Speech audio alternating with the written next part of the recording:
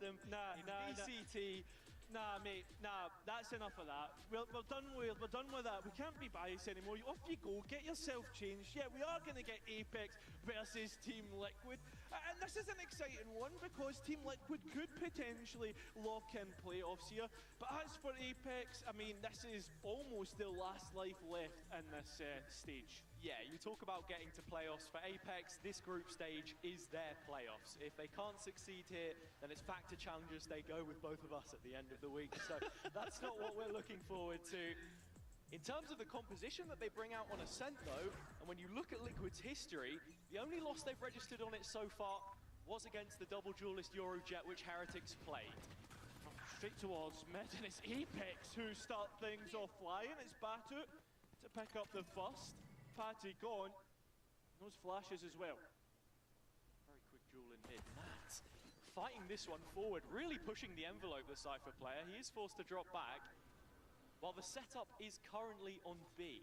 Yeah, that's a really big loss in the paranoia, considering you don't have a lot of utility. Kiko, though, goes searching and can't quite find what he's looking for. Apex need to be careful in terms of the health count on all players. And the question here is, do Apex think that they're walking into a site without Cypher utility after Nat's showing face on the other side of the map? That's the question. Does Apex collect all 5 outside of B? I mean, the placement of the trap as well isn't too close to the wall, so they might not hear it buzzing beyond. Utility now being shown, and Batu doing a short TP on towards site. The players now trying to find Trex as the first one caught is Penny. Oh, Limpo Dart to try and help, and now the players know exactly where the remaining Sova is, and still all 5 alive for the attack. Bought a lot of time in the process though. Liquid queuing up for this retake now. Spamming through, not really getting much here, Camel, but it's the health that's probably the biggest advantage to Team Liquid here, and the fact that they have 3 sheriffs. And 3 targets within striking distance of just 1 bullet to the chest. Liquid may even look to try and wipe some off the board here. It's all about how Apex play off of one another. As the players slowly make their way through, Team Liquid begin to dismember every single player on the site, dismantle the hold that Apex had. Only 1 player's remaining, and it is Ollie Zera who will be caught, and Team Liquid with the pistol. They wash Apex away. The cleanup crew arrives, and it's instant, the retake. Really strong fundamentals, and that's something you have to be testing here, with it being another revision of this Apex lineup from year to year, the challenges that they've had. And the player on your screens is at the forefront of it, Kiko. His role change coming out of being a duelist for Apex in 2023, signed on to Liquid for 24, and in 25 he looks like one of the best in this region. And not only just this region, I'd go as far to say he's probably the most informed player in the world at the moment. The way that he's been able to switch roles, and every single time he doesn't look out of place. The purple patch on his stats sheet would certainly suggest it to be the case. If there's any player that can torment Team Liquid the opposite way, I think it has to be Batu. We've got to be looking at this Yoru. Like Billy said, that debut on Pearl, it was an absolute masterclass, but it feels like we've been waiting so long to see it.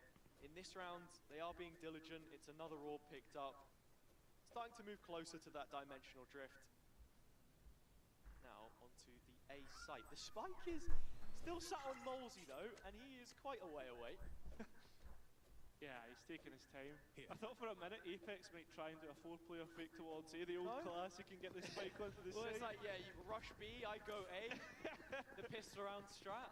Yeah, it's a classic. But it is all classics here. Yeah, I mean, with that being said, everyone on Apex is going to be heading in towards B, and you look towards Patty and the Spectre in hand, you're expecting this to be a mow-down. Sure, it's a 5 versus 2 though, and Trex playing from spawn. But like, let's see how scary this can get. I don't know if it'll be that scary as well. Patty's able to get 1. It's all about Trex's sheriff though, as we know how good he can be. And he is showing us some gold standard shooting right now as he continues to find more and more. That's probably as best we'll see from Apex on an eco round, getting rid of 2 of those buys. But remember, you've got to be thinking of the upgrades that are like of the remaining weapons on the floor. Yeah, the individuals on on Liquid. It's definitely something to think about, and one of them, of course, Kiko, we already highlighted it a little bit. If his career were to end, you know, in the next few days, which God forbid we hope it doesn't, one of his biggest regrets would be that 2023 Ascension Grand Final.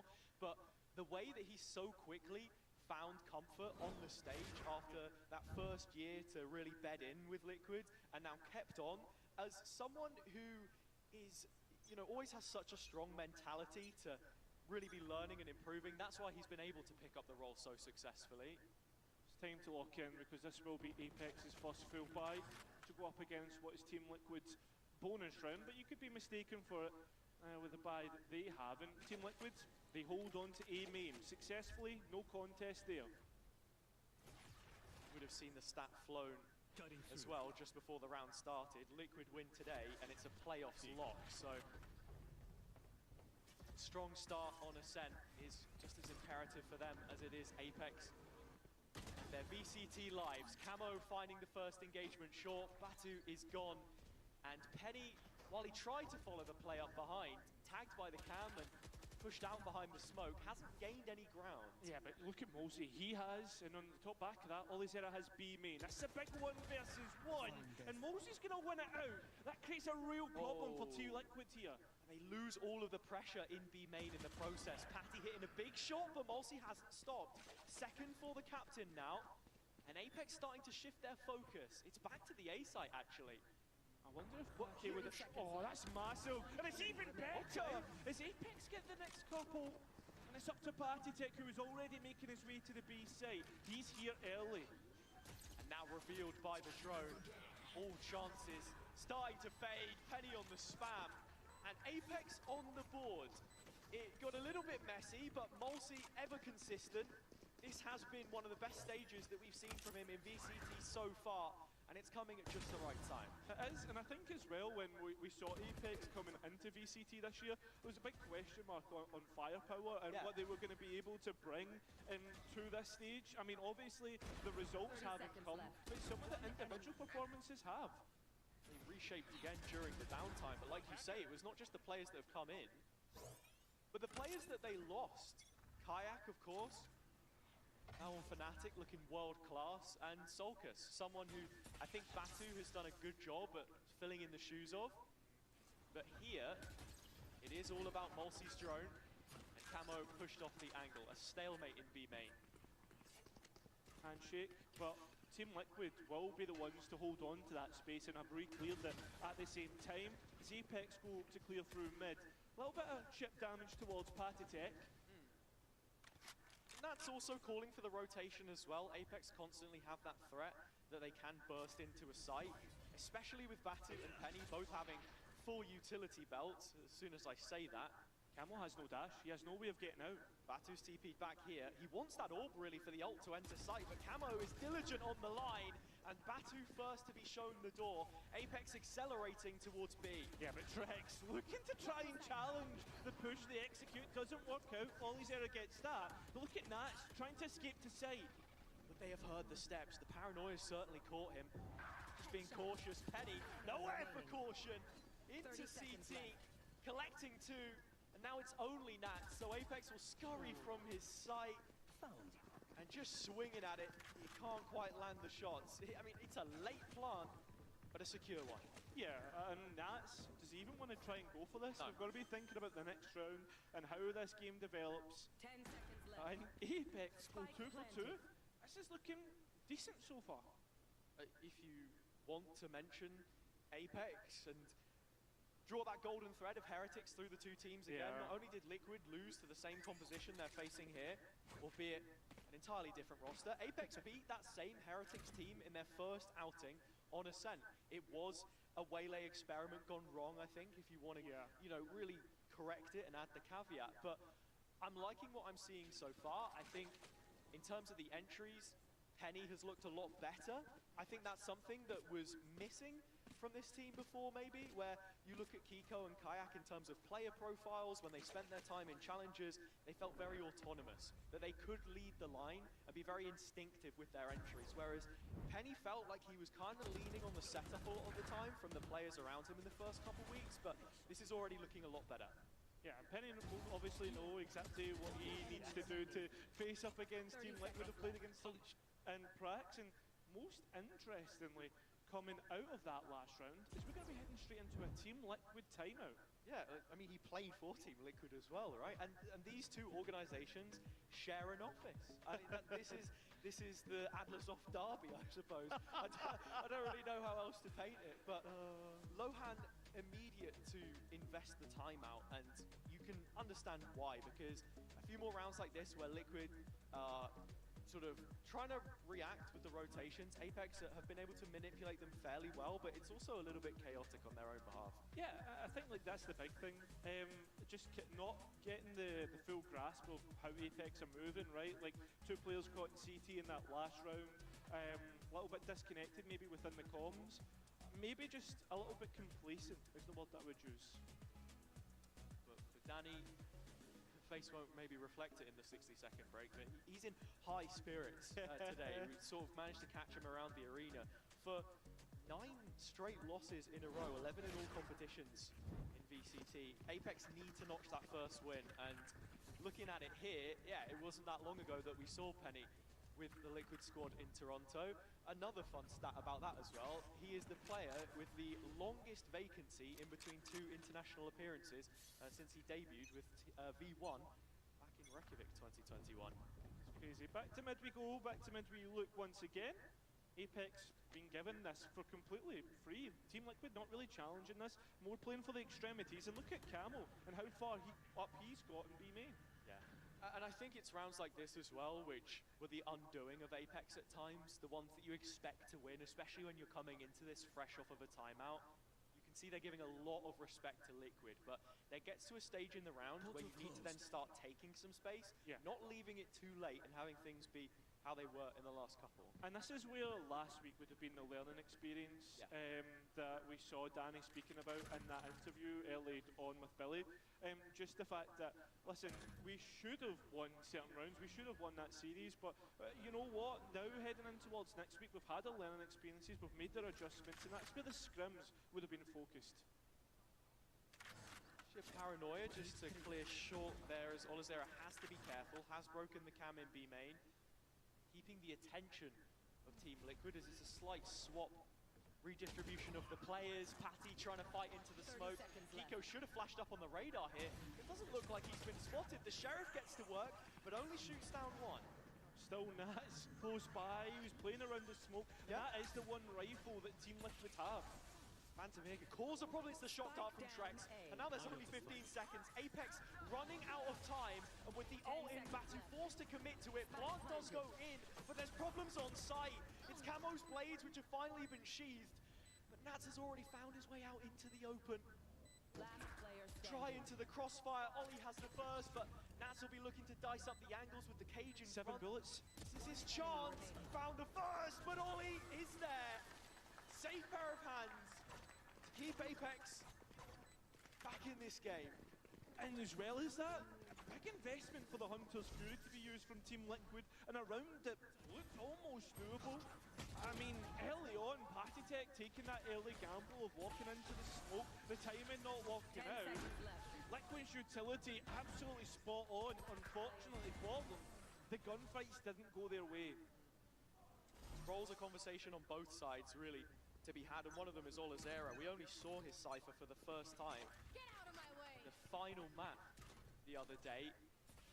He looked so much better on it, and already you can see here, 3K under his belt, continuing to build stage confidence as Apex with their full house of ults look to make a combo play of their own with the Hunter's Fury. Camo's lived it, but only momentarily. Penny hitting the scene with a burst of blades, and the B-side carved open, but just for a moment. Not if Nats has anything to say about it.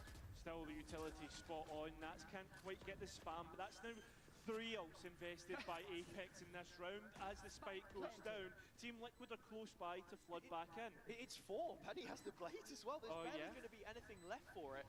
And it's a huge swing round in terms of finance as well. You can see Apex do want to double down. Olazera on the prowl again, the aggressive Sentinel.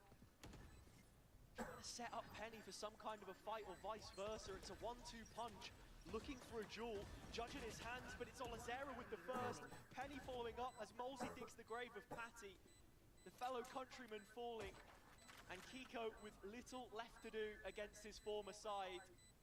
He's going to have to walk away from this, head bowed low as Penny nails the final shot. 4 for Apex. You can hear the energy in the roster as well. Yep. It feels as if everything is maybe falling into place at the right time, but we won't get ahead of ourselves just yet. No. This is a really nice round. I mean, a lot of ultimates invested, but Apex got what they wanted, right? They'll start to really build this lead on attack, on Ascent, which typically we see fall towards the defender side. He's saying it, but he's saying, bro. Keeping the vibes up is majorly important though, and like you said, while I might be the only person this side of the stage with an Apex jersey on, Liquid have their support, and Apex fans need to create that environment for themselves in the server. Big mid duel, Penny wins it again, on rails right now. Huge double up against this half investment from Liquid. And Apex have time, space. It's their choosing where they want to go. I agree, right, they do have time and space, Apex, to go and do what they want, but that time and space will allow the rifles on the floor to get picked up, like Nats has just done through mid. Now Team Liquid, they're starting to lean heavier towards the A side, and I'm wondering, is it going to be, hey guys, let's try and keep the rifles, or do they actually attempt to 3 versus 5? There is Cypher utility on the site. Yeah, and Nats has now just got the notification that it is the B site hit from Apex again. They've been moving steady through this left-hand side so far. Liquid made the gamble that if we were to have our site breached on A, we have half a chance to fight them with the guns. But because they've chosen the opposite side of the map, it is going to be the safe call with Patty sent to hunt. Yeah, I mean, try and do as much damage as possible, but for the most part, you look at Apex finances, they're looking flush with cash, so maybe for them, that's an extra ultimate orb. It's also Penny leading the way with opening picks yet again, because another thing that I noticed about him, from that speech, the iconic one now that we saw from Nats, that with it being such a quick fix, a stand-in for Toronto, the main point being made to his duelist at the time was, look Penny, just keep doing your thing, play it loose, play it as you would want to play. Whereas with Apex, he's being fixed into a much more pre-existing system, I suppose. Like, they've had time to actually work him into the side, whereas it had only been a week, if not a few days, when he arrived on the scene in Toronto.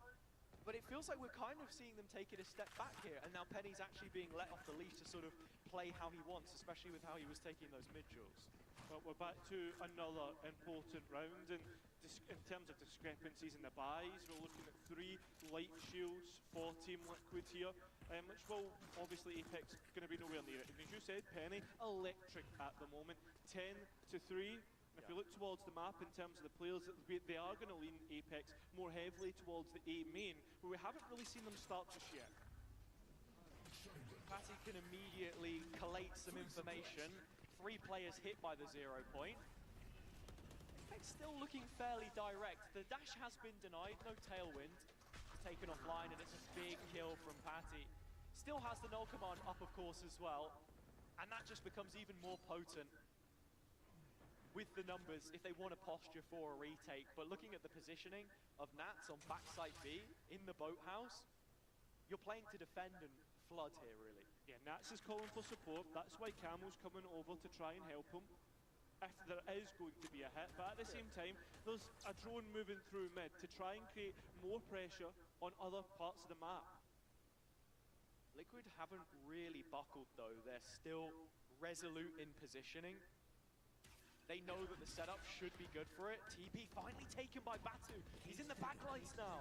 Yeah, and Nats is under pressure. You can see the panic as he tries to get into the cages, playing through lane, but nobody else is here. Batu finally cleared by Nats, but Nats cleared himself. But look at Kiko, still holding on to backside, still denying Apex, and well, this is a late play to get back towards A. And I tell you what, I think they've gotten away with it. There's just about enough time to sneak their way through tree and plant the spike at the base of generator. And look at the the bits of utility that Apex still have moving into this post plan.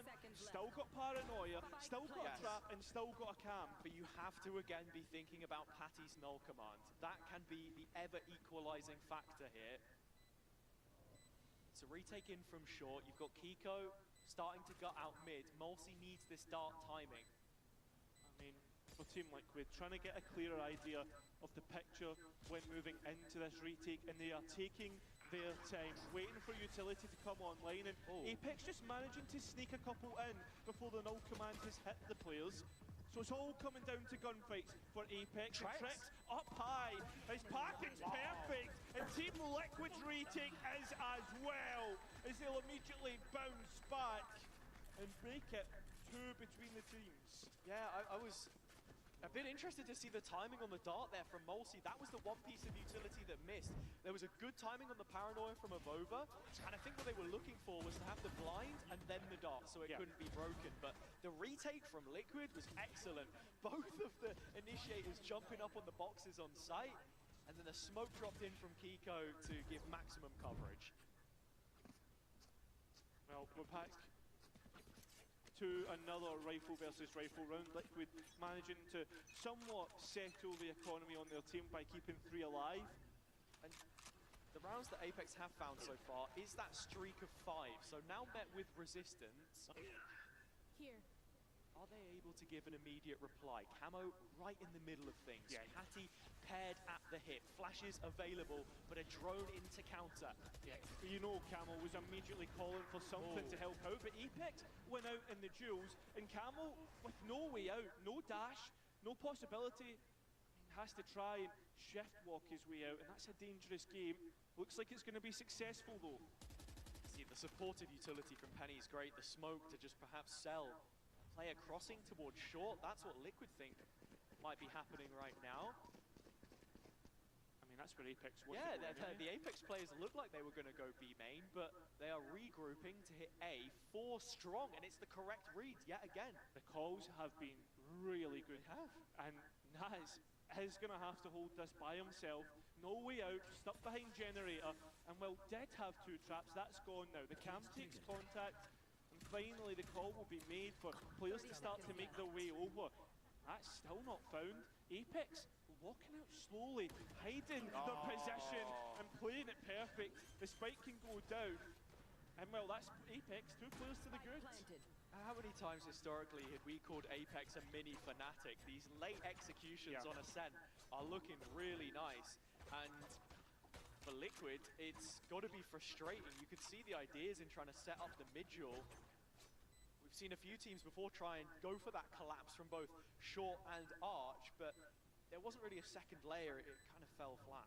I think as well, like, to bring it back to like historic Apex, right? What we know they were good for, like way back in the day when me and you first got to see their journey start, was that it was Eurosense, it was your fundamental heavy maps, and it's nice to see that kind of return in the way that they're playing, the way that they're defaulting, and just being calm, and I think that's the best way to describe them right now. It's been a big talking point for the promoted sides in the last 24 hours. The experience gap between some of the younger players and the VCT level, although I don't think that's entirely fair when you have veterans like Avova and Mulsi on either side of the coin in terms of their own individual performance, but you need to be able to close out. That's going to be on the back of their minds after the KC game. It's another rifle round, another one with huge permutations. Liquid still do not have too much money beneath them, and Apex are grouped up. This is a 4-1. To get rid of the cam. Apex just being direct, straight onto the side. Nats has well and truly adjusted for what was happening before in terms of the over straight onto site. Still a duel to be happening in mid as well between Olizera and Camel, but it's a stall out at the minute. Apex still trying to slow roll their way onto site, and it's not worked out for them at all. Team Liquid looking to deal with the newest promoted side in VCT. Olizera left it, try and scramble something back. 50 seconds left, mate. I don't think there's a lot of chance here. Yeah, I don't think Apex were going to get away with a quick B pop after the amount of rounds where they have created pressure here and then feigned it a little bit, rotated off. So Liquid starts strong side. Olizera gets one on the way out, but that's all. Gap closed down for two. And like I said, you just got to have that anti-rush set up. Nats with the traps, really, really good. And he's like the most difficult player to dig out of the corner in this league. And I think the biggest thing about Nats for me is not only how good he is with the rifle, how good his setups are, but it's how good he is at adjusting round to round and realising where the problems are. I mean, this guy has been around You see how easy it is? Keep playing like this. For the longest time. And well, we'll go back to it. Hunter's Fury up for Apex in this one. Another default round. They go back to what was working. It's mid and a fake TP for Batu opposite the arch. Again, the Cypher setup has changed. Deep trap market just past Pizza. Same cam which was being used before. The one way, it spots the legs of the attackers as they move into B main. But Apex have a lot of ground to just free roam, and I think this suits their slow playstyle quite nicely. 100% agree. I mean, not a lot of teams have been allowing them this space. They've been trying to challenge. You think of how KC were playing last week. It feels as if Liquid, maybe their game plan is to allow Apex to make the mistakes, but with Apex being allowed time to think, they're making the right choices. Batu picking out the trap as well there. Maybe some mental warfare. Paranoia into short. Brilliant setup for Penny. Can he claim the kill? Patty finds it on the fadeaway. And now at the 40-second mark, Apex start to shift their focus back to B. Yeah, a little bit of pressure towards A. Now because we've seen Batu get so deep space, it's all up to Trex to hold on towards B with Nats backside. Finds Batu jumping the gun ahead of the curve, and the recon is still there to fall back on. Malzy's gotten past it, but Avova certainly hasn't. Nats removed from the site though, and that brings them to post. Hunter's Fury still available, immediately used. Trex is within range, but Malzy needs to hit that shot if Olizera can't do it for him. Cuts in the queue with the site fortified. Wow. He's not going to settle unless he has 3 kills. Still might not be enough. 2 on 2, and that's where they fall. Avova in a clutch. Astoria's old as time itself, and the Dane has done it. Advantage secured. Apex up to 7. The players look as if they're rolling back the years. Avova with a prime time clutch, and honestly, how they've moved through center so far, Apex Possible, are looking really good, and I really like that short play straight in towards the B pivot because of the space that Batu had got. Feel good for Avova as well, the player who clutched it out on the exact same site to push them over the threshold against Pacific. Final round of the half, and Liquid with another mixed investment. But I come back to what we were saying before. This is not a guarantee. They didn't deal with Camo when he had that deep-lying Bucky in B main before. This time, it's the same close corner. Nats was playing Patty on short. Penny's won it out. To the Apex, I think, are ready to just go towards A, but instead, no, just use the Euro clone instead. And there's plenty of utility being expended from both sides. Finally, we're going to see that hit come through. Kiko, the one to stop them. A long-time servant of the side. And it's very nearly gifted one back to Apex there. The TP just on the corner, but it will go to post 5v5. Trex has the ult, but Patty's dead with his. He is. Although the Hunter's Fury hasn't found what Team Liquid were looking for. Oh, well, Kiko, actually with the spam, finding Batu will be excellent, and also a trap to secure this post plant. Interrupted that plant as well, though, so Liquid are here and ready to fight. Lots of damage on the spam. Ollie's got it. Yeah, he's perfect. And there's more coming through. He's chewing through them. Yeah, I'm just taking so much damage trying to just get back into sight. And Lippaz is on 15 HP. Team Liquid have not really got a one-on-one engagement there. Olizera can see through walls, it feels, and he'll put Apex up onto A. A turn of form from the transfer targets that are looking to give them a little bit of propulsion here. Liquid, lots of work to do to turn this one on its head, but it isn't out of their court just yet. We'll see if they can after this.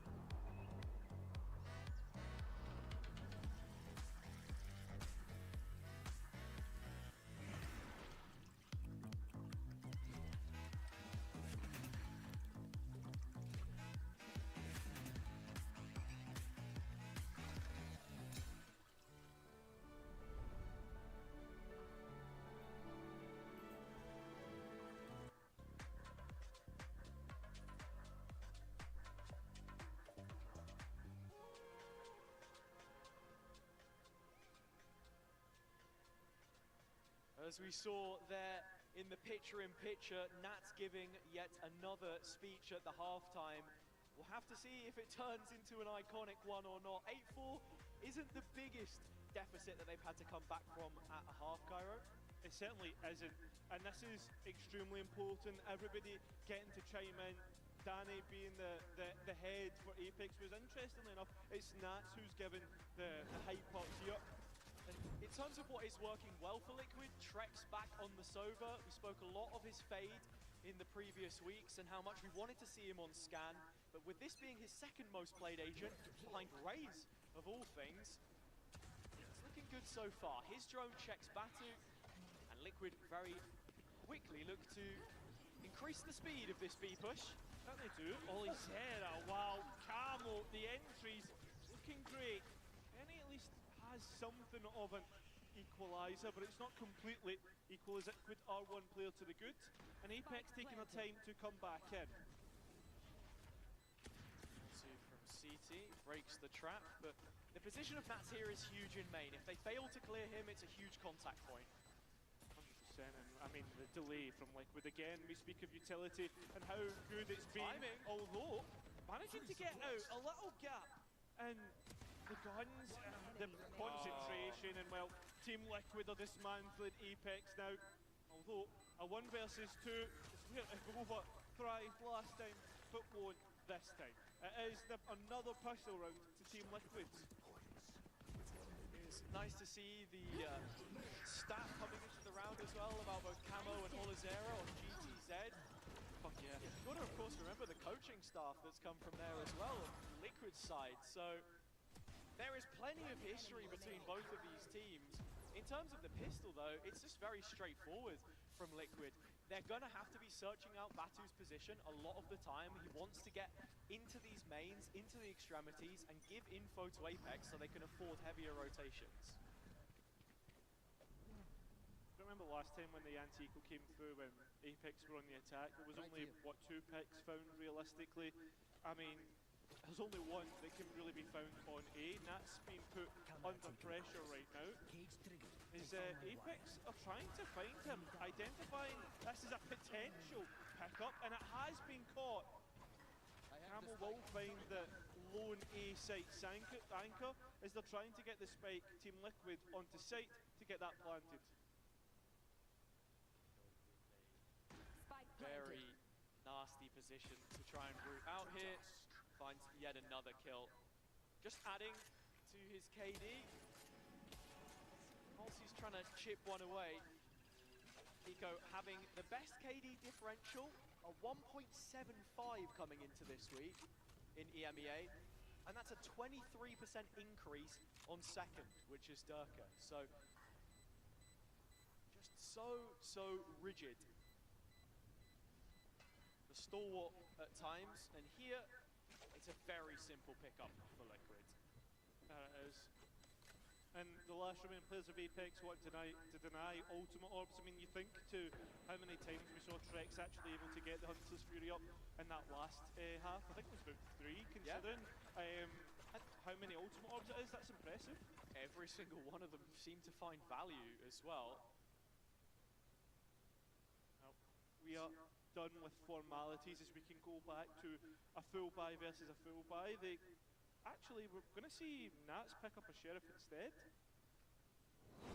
Just sort of flicking through the captains and the coaches there. I was wondering if there's anything to pick up on. You can never be too sure after seeing that spider land on Rians the other week. I'm constantly preparing myself for something to come out the woodwork, but here for Apex, it's A main control. The TP across from Kiko, but Batu seemed to have caught it. No!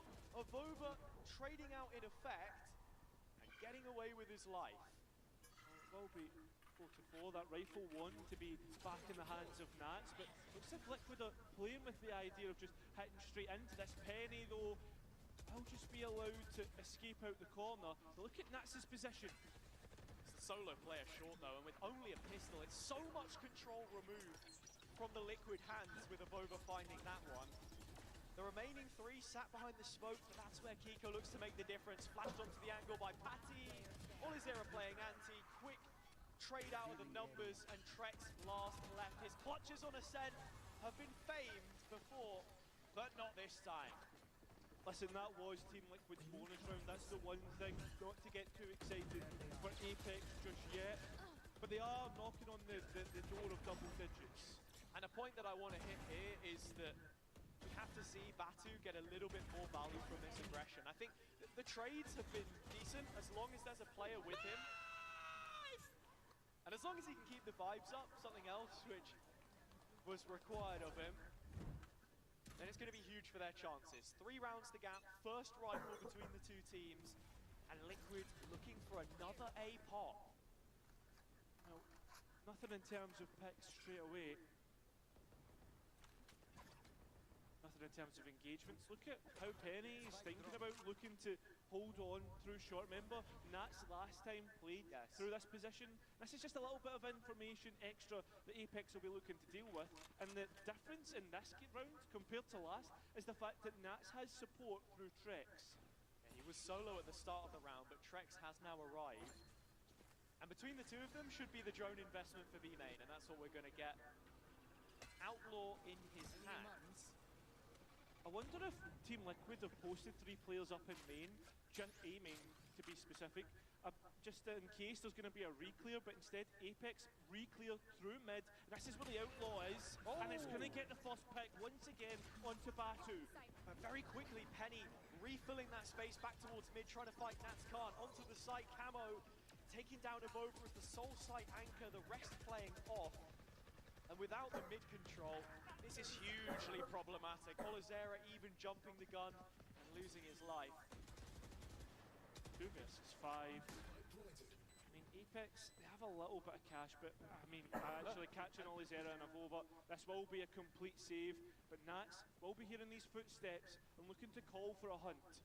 He will be hunting through Spawn very quickly, and it's actually Market where he goes instead with the Outlaw. Trying to remove these last few weapons as Apex will be on an eco in the next. As good as Penny's been, Camo has him beat. It's an in-zone flawless, the first that we've seen on the opening map, and Liquid the ones to pick it up. Yeah, I mean, that's very well called in terms of like keeping those players in A main. I mean, it's a simple round, but sometimes simple is best. And as much as I hate to say it, it's also Batu getting caught out again in another opening duel. 3 and 15 as it stands. If he can have a turn of form, that might be just enough to get Apex over the line, but the gap is tightening and Liquid are in a very strong position now. With that swing round going Liquid's way, it's going to get worrying.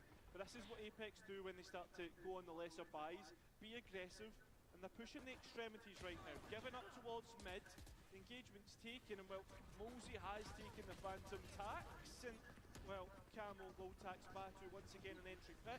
It's not looking great for him, and this site is told it's not going to look great either. This Team Liquid route it out. It's brilliant entry work from Camo too, to dash across into his own smoke. Something very simple, I think, for a lot of players who are at a high level, but for those who don't know, you can just use it to collect information as you're flying across the screen. He has the safety of the smoke, and then they can just double swing it together, and it's really, really effective. Remaining for Apex will be caught out by Patitek. Back-to-back in-zone flawlesses, that's really going to help the finance for Liquid. You're not expecting them to have to make a save for quite a while now, unless Apex can really start swinging them together. Yeah, the economy obviously helping Liquid here, being able to close the gap, and well, there it is. For the first time, we are going to get Apex timing out after that Liquid back-to-back flawless runs. Like I said, for all the Jets in my rank games, that's how you entry the Cypher, okay? Make sure there isn't a Cypher wire down when you do it, but nicely done. It's the Apex timeout, which we're going to get here. They've got a couple of ults, but nothing that you can really build around. I think one thing, with Avova having the From the Shadows and knowing that Batu will also have his TP, maybe there is a possibility to start a little bit stronger on one side of the map. Probably A, if we're being realistic right now, because that's where the hits are coming in, but with an IGL as good as Nats on the other side, an IGL who also has only just picked up the mantle this year. You look on the flip side, Mulsi only just became an IGL in 2024, so it's been a very sort of quick learning curve for him as well, a steep one coming into VCT from a year in Challengers. Yeah, and I think the step up into VCT has obviously been the real test of metal. Looked great last year, being able to go up against what is a lot of people making their debut on IGL. This year you're going up against the true tried and tested, and well, we've seen the results and how they've gone. See here, there is a rifle v rifle speaking in favor of Apex, but like I said to you the other day, feels like whenever we have that stat, it doesn't serve the team well. Liquid leading in a lot of important stat lines themselves, which we can get to in due course, but right now it's Penny's op timing, which just doesn't land. This is the first off in this entire map so far, which is most interesting, and that is just going to be a pace change from Liquid, and ultimates invested from them. That's two from both initiators, and in terms of value, it's not really got a lot, because all his error is kept in spawn, and all those traps are still online. Over playing around the smoke to set up. No one's looking. He should have had two, but it's Batu that will find it instead. Mulsi as well, and that's last left. Apex so quick to respond to that A pressure and have numbers stationed there ready to fight. With the final position revealed, it's Penny on the line. That's walking into trouble. Moment of time, moment of silence for the Fallen as Apex get double digits. And that's the big thing. Not only that, Batu being able to go and pick up the ultimate orb in the meantime, that's going to bring up the dimensional drift. And this is a really nice round, just from thinking about how they wanted to set up the round, the fact that all these errors stayed so far away to keep the Cypher traps online, as well as the positioning of the players and how far back they were. For Liquid, they need to find a way to create consistent success to move the needle. It's an attack side op from Camo. A big exchange about to go down, but the walkout from Batu does not punish. His first shot accuracy right now is betraying him. Yeah, I think he's going to be counting his lucky chickens here. And he doesn't even realize the danger he could potentially be in as a pack of Team Liquid players are moving through B main. Once again, ready to receive Liquid. An interesting one against his former team. Liquid lost against Kamek earlier in the year, of course, and in 2025, they're currently 4-2 against their former players, 2 of those against Solcus's Koi. Hoping that it's not going to be another one here, as Penny's moved even closer towards B main now, and he is the player of highlight in this round. Because you look on the Liquid side, I mean, Trex is elsewhere, that's the dart. How are you going to clear him? It's the market pressure. Yeah, well, Camo, he was going to go for the nice, but instead it looked to go for an op instead.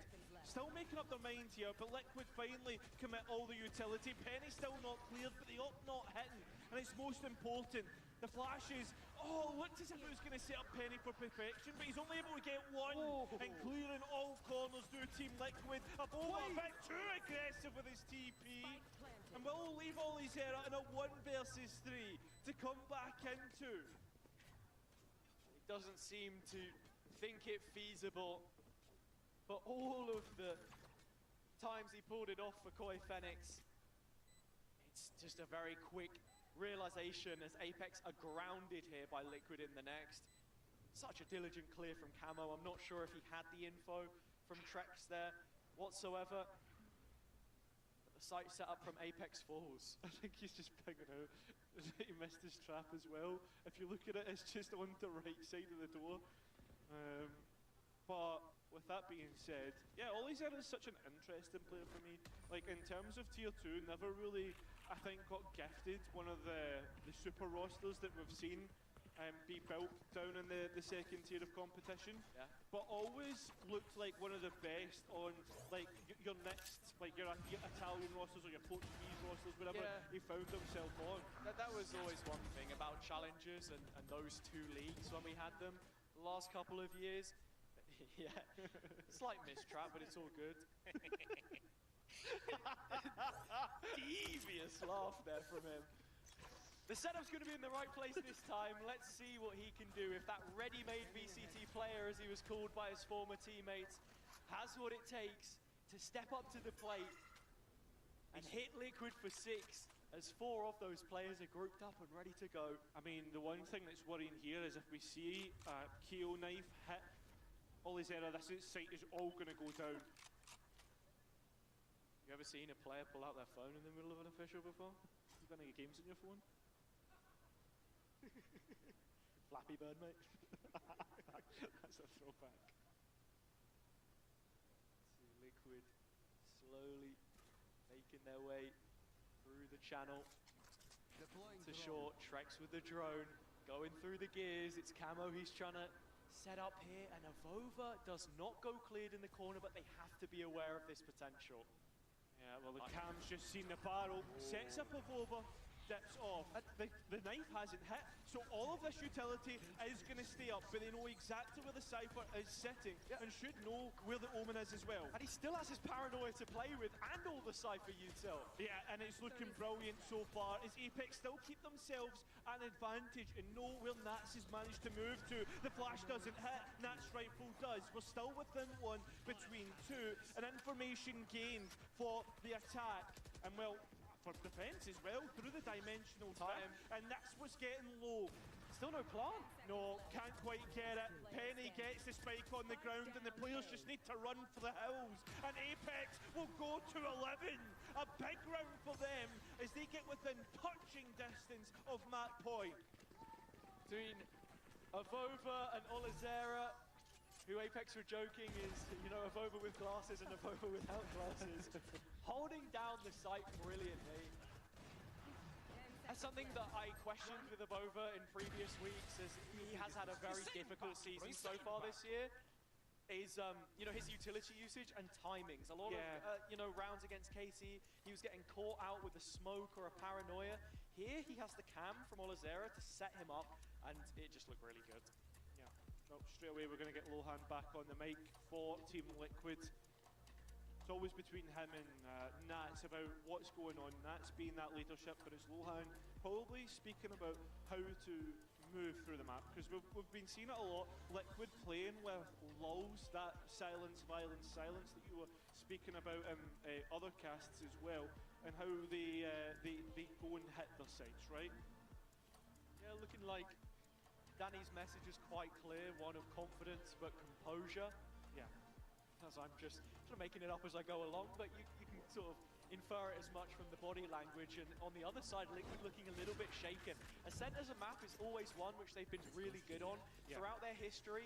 69% win rate with every version of the team that we've ever seen. It was the double Sentinel that looked good. This is the slight change for them with Trex back in the team. It's not like he's been the problem. In fact, everyone is fragging fairly equally.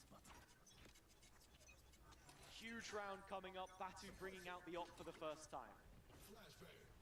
Yeah, it was Penny who was using it last. That knife it's going to get big information in terms of knowing where the Euro and the Omen are, but they don't know that the Jet is also there. Batu does have his TP. Oh, he did. He did have his TP for Boathouse. And it's gone. So Apex are going to be a little careful in how they respond to this B pressure from Liquid, which will be scaling into an execute. And Olazera's sight again. Yeah, he's trying to take a time, and the cage was good, but walks into Camel's smoke, into his domain, and that's not where you want to go. As the spam in towards CT will only do a little bit of peppering overall, and Liquid getting that sight and post-plant. A difficult retake, but you can see Avova starting to make his way through mid. If they can take main control and remove Nats from position, that might just be exactly what they need. But time starts to become of the essence. The sixth man for Liquid. Nats being in main. Oh. Is Batu going to join up with him, or is he saving the op? What exactly? They're playing for exits. They're playing for exits. Avova sat at the ticket booth. Liquid looking to punch theirs for playoffs and moving to double digits themselves. Out of charges. I mean, when you look at what is left in the back pockets of Liquid, this will be good damage, but it's an interesting choice. Oh, yeah, this is going to be huge too, because it's the contact from that op on Catwalk with the paranoia. The op has missed the first one. Avova hasn't missed his first target. It's the Apex tried to do damage, but ends up being a hit and a miss. What's happening there? Thanos snapped. Hello? They're gone. Reduced to atoms. Too busy playing games. On their phone. But in terms of money, it's all right, because you had those back-to-back flawlesses towards the start of the half. The money hasn't really been an issue for Liquid. But it could be. But it could. It could. It can. It can indeed. It's the null command that we've got here as well from Patton. So heading into the next gun round, we've seen a bit of a checkerboard exchange between the two, as Apex are on 11. They fully bought into this around the weapons that they had. The Cypher setup was A, Olazera's towards B. They get a free pass. Yeah, nice maybe shots not. though. Oh, he's still standing. Yeah, I mean, Nats has been able to bring Patty up. Olazera knocks Tricks down instead. Okay, Spike goes down, and Neural Theft invested as well. This is doable for Apex. Liquid going on the offensive, and Olazera's number is up. Camo flashed in for more, and he will delete Penny at the door. 4v3, man advantage. Apex still have rifles beneath them. Do you save again, or do they really want this? Well, it seems as if they do. They're still playing with the idea as the players try to get in. It's Nats who's next in the kill feed, as well as Kiko. And Avova now needs to throw in the white till, but will he be even allowed the chance as the hunt is on? The players want that last rifle, and they're hot on the heels of Avova. I mean, Avova can go anywhere he wants with the ult to just try and save the gun, because there's barely any money for Apex here, and that becomes such an issue now. We didn't address it too heavily. Looks like he's going to get away with it here. But they went all in on Guardians, a Judge, but the thing for me though, it's the call from Liquid. They know that they have the null command. Last time that happened, Olazera set up on A and then played towards B. So like, listen guys, let's just hit B. Flip it around. Yeah, exactly. And that's what happened. Stick it in reverse. Back it up too. Another timeout. Back it up, Danny. What do we got? What has he got to say? I mean, that's the question. There's not going to be too much coming into this round. I mean, essentially, Apex have a choice, right? Do we send it in this round and play for the win, or do we wait for the next round and play for OT?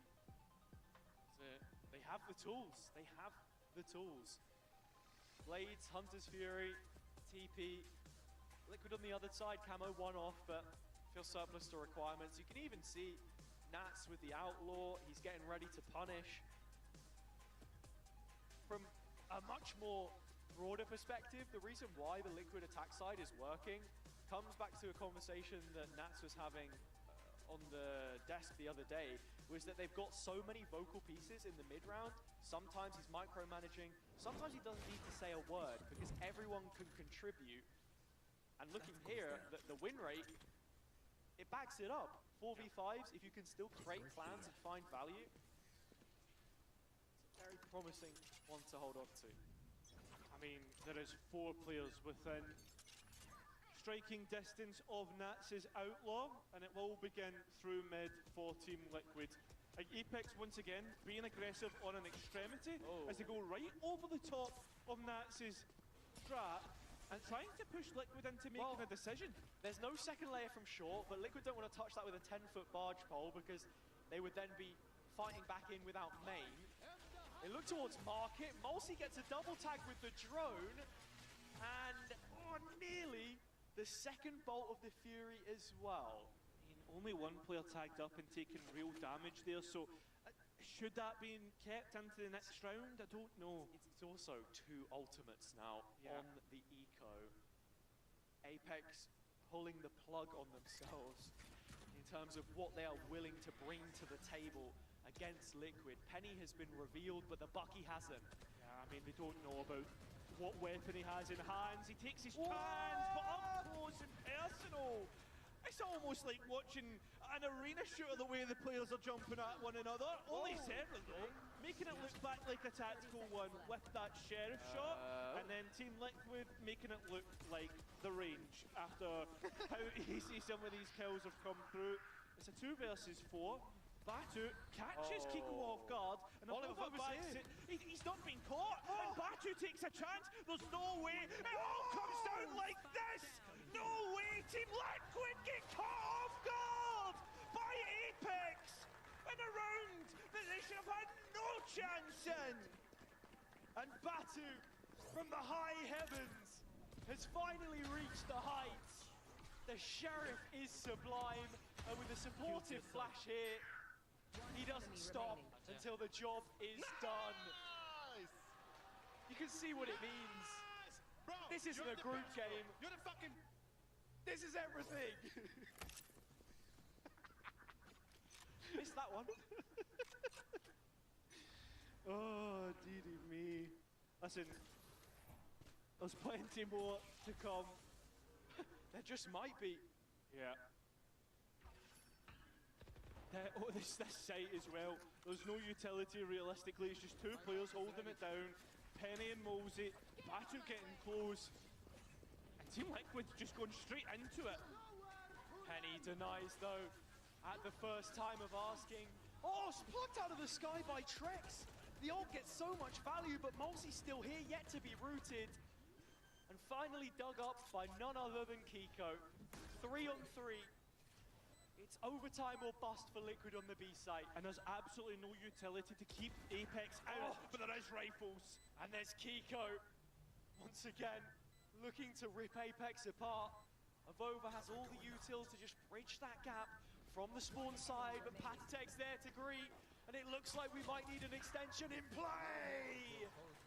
Trex ends it. Overtime required. All 24 rounds of regulation needed between these two on map number 1. And every time you get a little bit excited about Apex, Team Liquid are right there to pull the players back down to earth. That's why everyone's been saying Team Liquid are champions contenders, never mind just EMEA. But that also comes through building out their map pool, showing that this ascent can be better, and it will take time for them to get it up to scratch the level that they want it. We spoke a little bit about the veto. We've got Corrode coming up next, and for Apex, they've pushed every series so far to 3 maps, but closing it has been a difficulty. They've already lost a couple of maps by a margin of 2 rounds, but yet to play an overtime in this stage. They started on the attack. Folks need to remember that it was the attack that was the better of the 2 sides for both people. They're looking inclined towards this B finish after faking the A pressure, and Batu has his entry. Yeah, Camo trying to be a player on an aggressive line. Remember, there's still 2 more players. They can try and get the trades, and they go one better, they get the advantage. He's trying to pivot through A, make a quick response, but this is Nats's site, and that's not where you want to be going into. His lair, as he spins the webs, spins it in his favour, but brings it back. Ollie's error. 2 on 2. Well, it's going to be a quick swing out. 1 versus 1 against Batu. Tati will win that. And it felt far too close for the situation. Nats giving us a champagne performance on the Cypher, opening cage after cage. We saw the initial aggression. Mulsi, unfortunate not to land any shots there, really. He had to cover Penny's back. Olazera doing great work to keep it close, keep it competitive, but not quite enough right at the death. With that, we will head into another timeout, this time called by Apex. I feel like, you know, we've gone through all of the timeouts in regulation. Liquid used both, Apex used both. They've got another one in OT here. Yeah, do you know what it feels like? You know the little meme where it's like the formations moving back and forth. Last week was like the baby version where they're like hitting each other with whatever it was. Hammers? Yeah, hammers. And then this week it's like the formations moving really tactical between the two teams.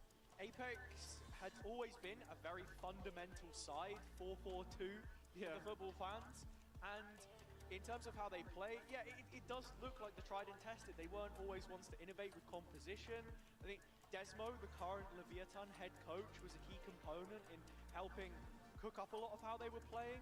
Saw Ito go off as well, so it's pretty much just been Danny. And obviously Odorous there as well, right? Sorry to disrespect him like that. Try and bring something to the table here.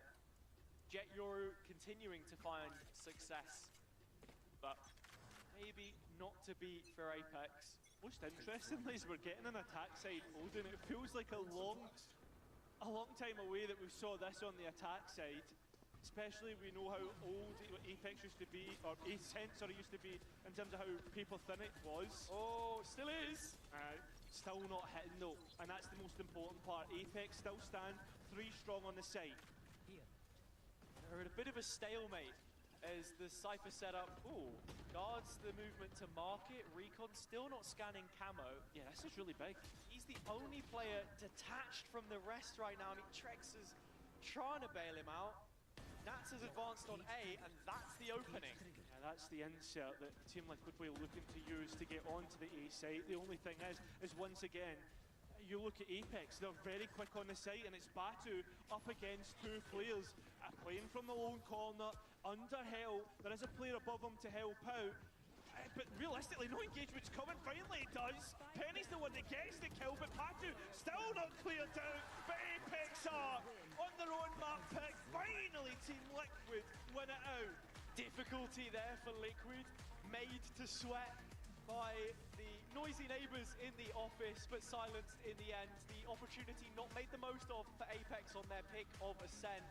Crowd upcoming to see if they can claim playoffs.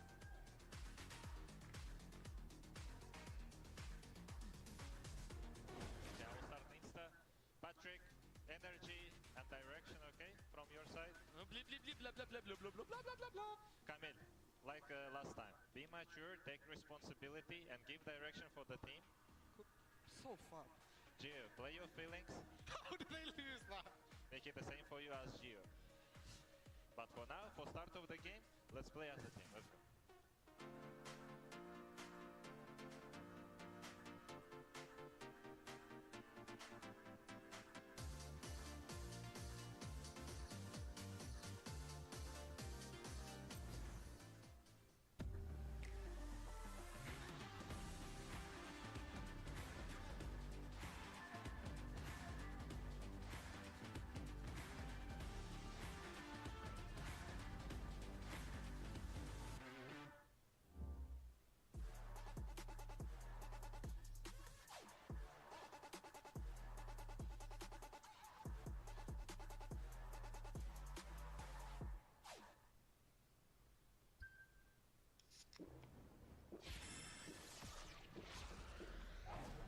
Red Bull gives you wings.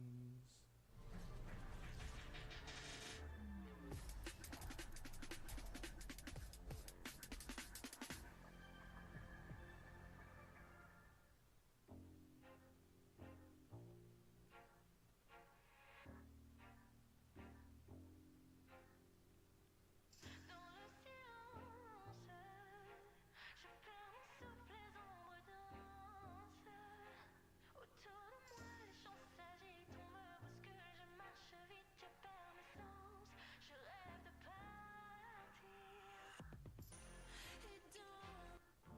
Avec Ryu Class, vous allez plus loin. Nous vous offrons jusqu'à 1500 points pour voyager avec Ryu si vous rejoignez Ryu Class.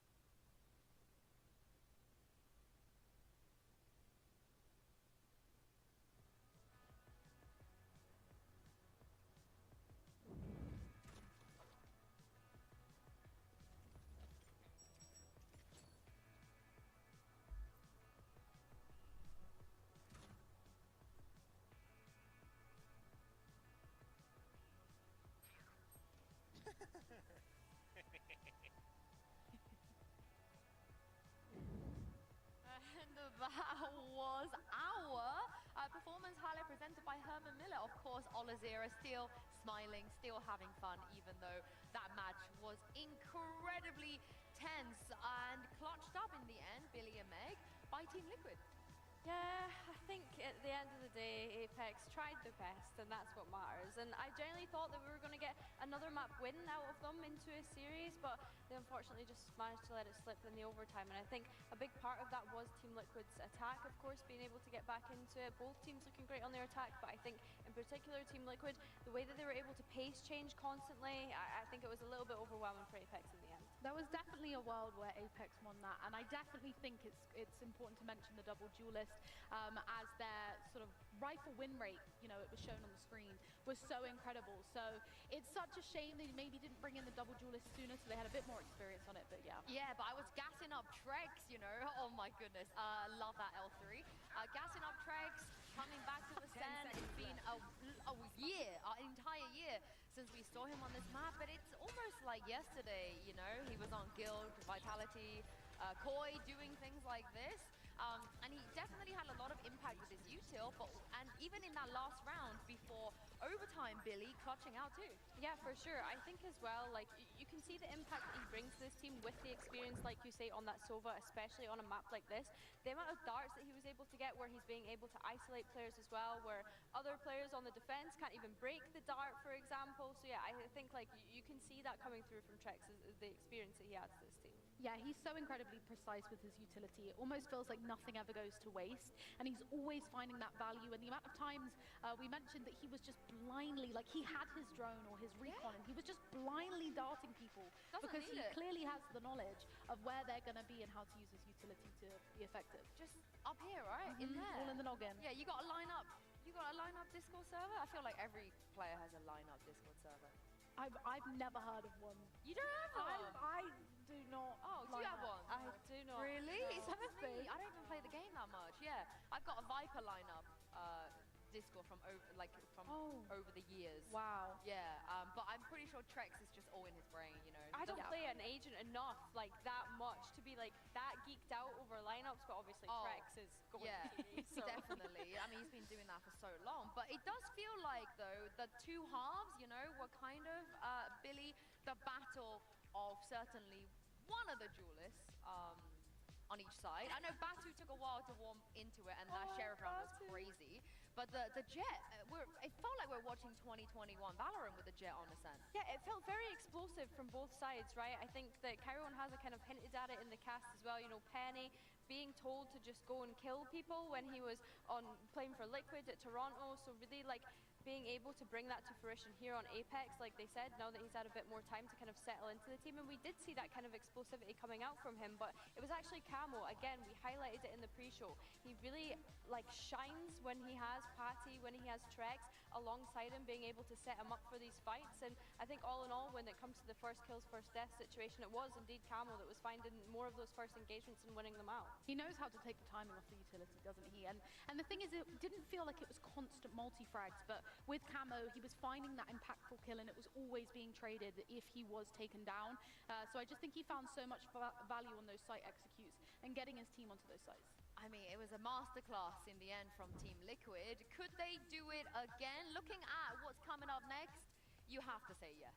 Yeah. Right? You're expecting Liquid to win this map. I think Corrode is definitely going to be difficult for Apex when we think back to when they played it against Navi. Of course, it was a 3-13. It didn't look particularly great for them, which is a little disappointing because we had these kind of thoughts yesterday with the teams that have had longer to prepare, with the new maps coming in. Like, you would expect them to show us something juicy, show us something interesting on Corrode. And I think that that's something that Team Liquid have done time and time again. So for Apex, it's going to be difficult to get back into this one. I was going to say, do they change something up? And they're like, yeah, we're going to change things up. And you guys asked for double duelists. This is what you wanted. I don't know if this is where I wanted it, maybe, especially with them starting off on that defensive side, which we know Corrode favors. And a lot of teams have been leaning towards that double initiator. So I do fear they're maybe going to lose out on what may be sort of... No, I'm okay with this. No? I'm okay with Batu playing Yoru instead of Sova any day of the week. I'm 100% okay with that. Because the Sova on Batu, we've been saying it for a while, it doesn't always look particularly great. And I think that 3K Sheriff round that he got towards the end on Ascent, his confidence is going to be there. He's going to be feeling absolutely fine. It's Nats that I'm looking at. Is he going to lock in the Viper? Is he playing with us? He's probably buying time to just speech a bit more, you know what I mean? Yeah, because we saw a very, very animated Nats at that halftime, which is pretty normal these days. But I think that's probably one of the reasons they were able to be so explosive instantaneously coming out the gate in the second half, ended up with a win. So if he wants to yap, you know, he can yap away. Yeah, we know how incredible he is, and he definitely does love a good chat. I think as well, looking back to Ascent, he probably made some of those sort of mid-round calls that completely changed the tide and turned that around for Liquid to bring that back. So I'm excited to see him again on the Viper and see what Liquid do this time, especially on the attack. And Apex, not particularly the most proactive team on the defense, but locking in this comp, I am expecting them to start pushing down mid a little bit more, use the mobility, use the flexibility they decided here. Because if they don't, then I don't know why they've chosen this comp and picked defense. Yeah, it's difficult, and of course this is a map that we've kind of discovered over the more teams that we've seen play it. That fight for mid is crucial. So yeah, I think Penny, Batu, we saw Batu being a kind of human drone for Penny in a couple of those rounds on Ascent. I need him to stop giving away that first pick though, because that's what we saw throughout Ascent. He was constantly the first one to die. Well, Team Liquid are one map away from playoffs, but more importantly, Cairo, you made someone in the audience laugh earlier. Let's see if you can make it too. Go on then. Hey, listen, I'm a funny guy when I want to be. Yeah? How often is that intentionally? Yeah, that's a good point, actually. That's a fair point. Okay, look, we're heading into Corrode, and there's no funny business for this one if you're Apex. Liquid's pick, they were able to overturn the deficit at the starting half on Ascent, and with Yao taking to socials after last week and saying, yeah, showing new maps and comps is one of my favorite things, I think he would love it even more if they could use it to get to playoffs. Yeah, I mean, that's 100% what's on Team Liquid's minds. As for Apex, I mean, there's a lot on their minds after the way this season has been going, and it seems as if they're going to be looking to control mid here while Team Liquid work on the extremities. We're also getting that fan service in some ways, the solution, the double duelist, but Zavova met first, and Penny trying to follow it up against his former in-game leader. The shots not quite connecting though, and Liquid already out on the A site, no trouble. Camel finding Mosey towards the CT of A. You could see Apex playing with the idea of clearing mid. They keep going back and forth, and well, as they move through, it's just Patek lying in way, and well, he'll clean that up. Olizera with a 1 versus 5. He's been good for a clutch here and there, but this on a pistol round would be something special. I'll spam on the body, and that's all it'll be. That's all it'll be indeed. And while we're opening up this game with Liquid winning the pistol round, we have to start talking about their run towards champs as well, and how Corrode factors into it as being such an important pressure point for all of the teams attending. And if they can make this their home turf after the 13-7 against Na'Vi, which was picked into them last week, it's going to be very effective. We've got a nice Haunt lineup coming in here. I think this is the one that we saw. The Sen narrate one from Trex.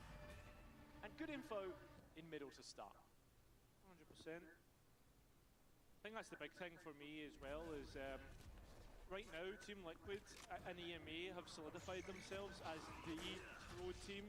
Obviously we've not seen it from Fnatic, but this is nice to continue up that form, continue up that, and they are absolutely flawless so far in this round. Just running through Apex as if they weren't there. Very soon, they might not be, unfortunately. Something has to change, and you'll expect that in the next round, but as we do carry on the Liquid conversation, and it's those teams, you know, the Sentinels of the world, the G2s, the Gen Gs in Pacific, that you've got to be thinking about. I'm trying to think of a CN team we've seen that was exceptional on Corrode so far. I mean, EDG showed a little bit. Yeah. I mean, but it's what you said, it's that key word, it's like the word of exceptional, right? And proven to be that cut above. Obviously, we're still to see that the best of the best go against one another. That will be at champs, but again, I want to hold out on best at Corrodes and EMEA just yet, a little asterisk on it, because we've yet to see Fnatic. This isn't happening. This isn't happening. It's like Romeo and Juliet.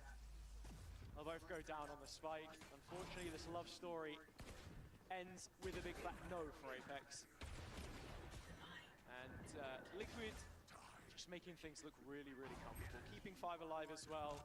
Outlaw and Nats again. And in terms of how they want to play this, it's the Viper wall through mid, trying to create a lot of that pressure. When we saw Batu playing on the Sova, he was mid-wall pretty much every single round. Apex still sort of a lot heavier towards B in terms of how they were playing it. A did get left open a lot of times late rounds. Just a note, maybe one for the second half, is that that's been 3 pistol runs in a row that Team Liquid have been able to win against Apex. And well, for here, Penny's the first one on the board in terms of the kills. Team Liquid trying to poke and prod towards B, but they've been closed out without any way in.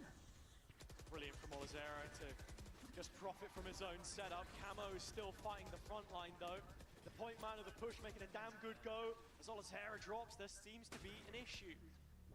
Just a man down and in a decent position to maybe get the plant in here. Patty doesn't have the wingman. He is relying on Camo to keep cutting him loose. And Apex continue to draw blood. They look scared of him here.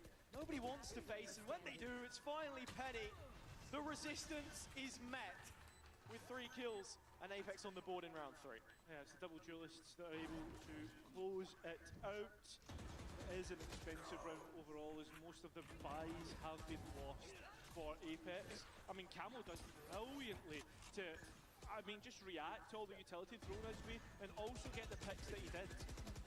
I also want to focus on Olizera on the flip side though. He was the reason why Apex had advantageous numbers, not only Penny finding his 3K, and it's this change back to the Cypher, which we knew him to play at such a high level in challenges, why he was leading for ACS of any player that was non-duelist in that competition against some of the biggest, brightest stars that we're expecting to see hit the stage soon.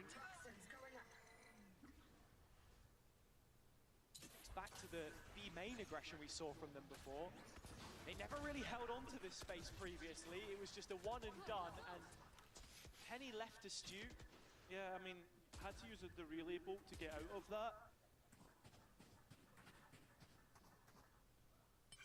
The TPs from Batu as well, because it was Penny on the Yoru before. Now he's on the Neon. they're going to continue with this partnership, as you can see that A-hold is incredibly lax from Apex. You've got Avova right the way at the back towards spawn. I mean, the general line from Apex is pretty reserved overall. But they were so hesitant to be proactive in mid-round when they were playing against Na'Vi, and that's what sold them short. They couldn't make the correct decisions because they didn't have the right info. The macro was off. This time, it looks to be about right.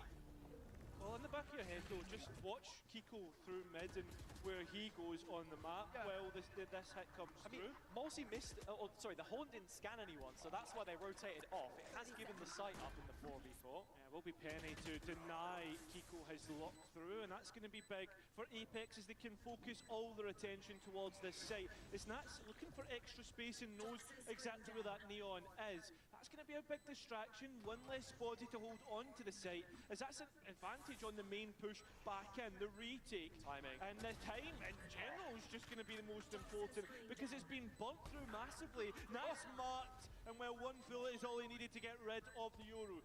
Apex starting to work on the spike, and well, they have full control of it, as it will be the captain to grab an ace. Team Liquid kept moving forward by their commander-in-chief, Nats. He knows the timing so well. Incredibly reserved, just waiting for Penny to show face in Link. Once he dropped, he cut off the cross. He should find the spam through the smoke in the end as well. It was quite close on Apex behalf, but that's the difference when you don't have the Gecko. You commit bodies to defuse that spike. Well, it's going to be an equal round for Apex. This cycle will not be complimentary of them. Nice little cam, gets a little bit of early information. Nice. Batu's trying to follow it up with a little bit of pressure. His TP will send him A-wards. And for that reason, as the sole B holds, he's going to have to give it up. And with the forfeiture of orb control as well, it means that Camo is the Yoru who finds success here. One closer to yet another ultimate. They're starting to build up a serious bank.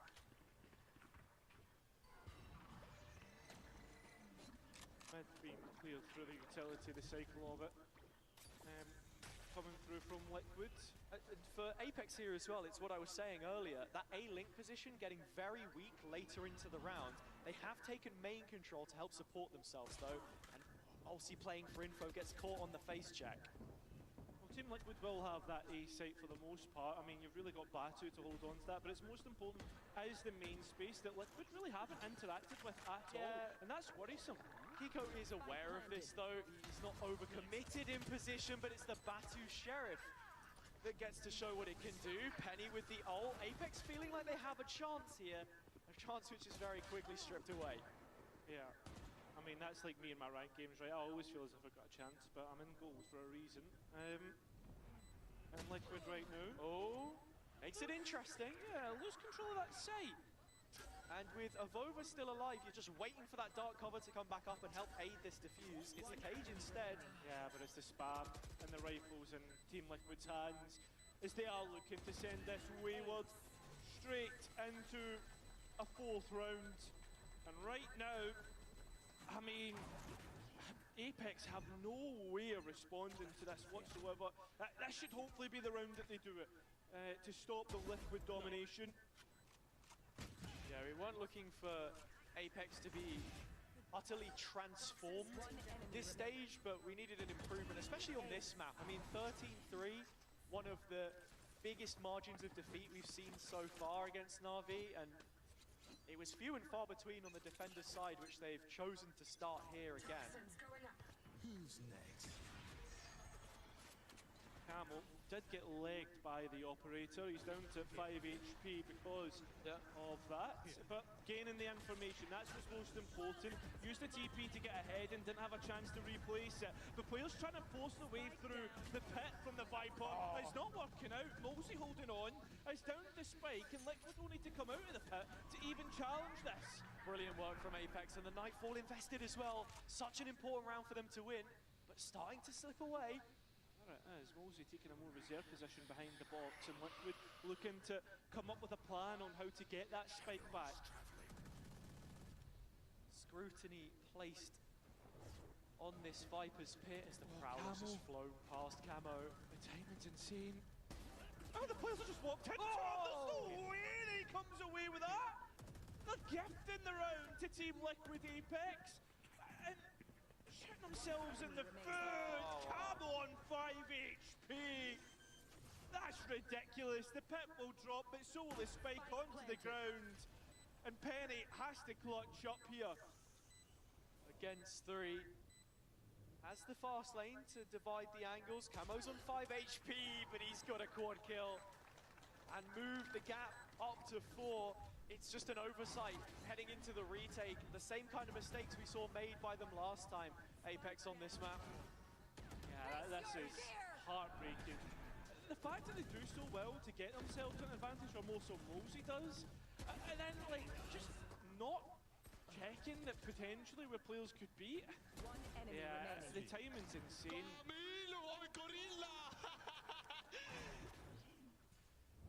There's a creep up and the rounds continuing to build for Liquid. Apex started ascent strongly, but this has been anything but one to remember. Olizera, nice first shot, but he wants the gun so badly he's willing to give up his own life for it. The space backfield by Apex, 2 kills out of thin air. It's a 4v2. Yeah, that's insane. At the same time, you've got to be worried about Avova in that backline, as you said. There's still ultimates to maybe be the difference maker in this round. Struggled to retrieve too much weaponry so far. Patatech is going to have a look, but we know how Corrode plays. There's 101 different angles to consider. Prowler through B reconfirms at least one of the players is there, and Avova will have heard the steps traversing spawn.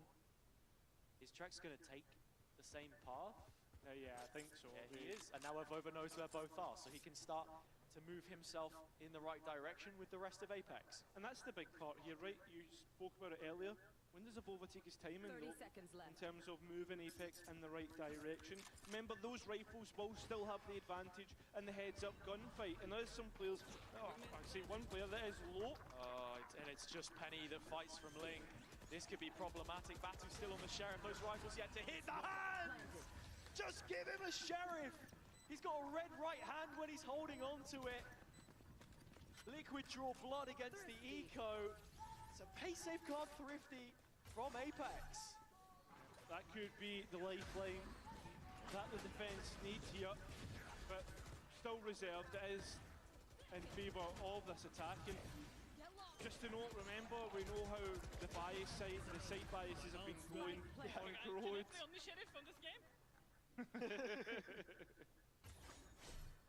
No, Batu, you're locked in Yoru jail now. I mean, I guess that's an initiator in a way.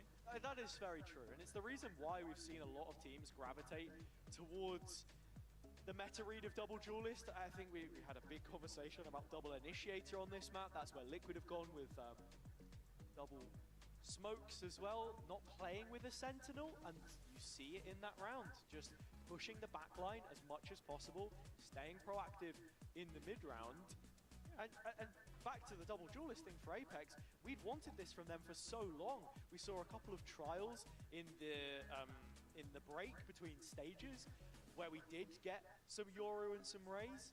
It was Simon Dark instead of Penny, but now that they found their man, this is what they want to go for.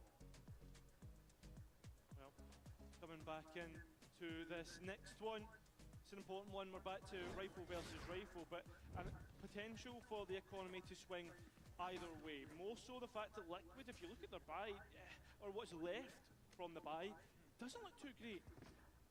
For Apex, they got money to go around. Crazy to think at a 2-5 score. Yeah, that's very true, but that's what you get from winning your eco. And yeah, this one, Liquid just chipping away at the rock face. Another ore picked up by Camo, creeping ever closer to yet another Yoru ult. In the meantime, Batu is the deep deposit in middle. Has the TP to get out, and should have first contact here from Mossy as well. Oh, the horn, but the utility through mid. I mean, it's easy enough for the attack to clear out. But it's the investment of utility as well in this first cycle. Yep. Seen the haunt already go. I mean, that's signature abilities, that stuff will come back up, but these players fighting through main. Oh, they won't.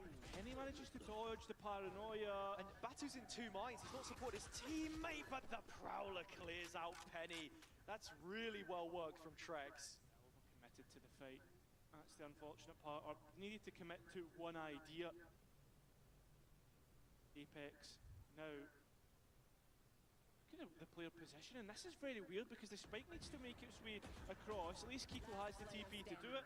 Olizera showing his hand, and now Mosey with 7 points of health needs to either try and escape and save the gun, or Liquid need to try and get that spike. Yeah, okay, no, it should be okay.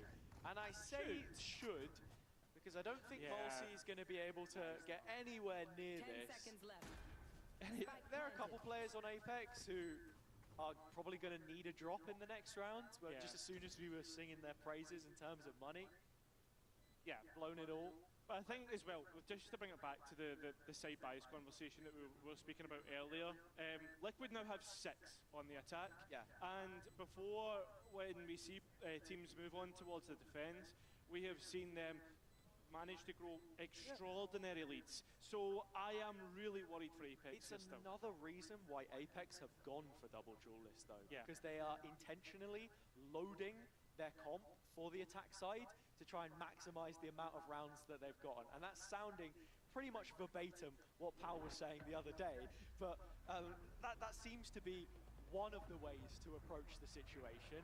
For Liquid, they're playing quite a steady default. They're finding the gaps, and when they go onto defense with double controller, especially with the Viper, I think for me, I'm enjoying this agent the most on Corrode right now.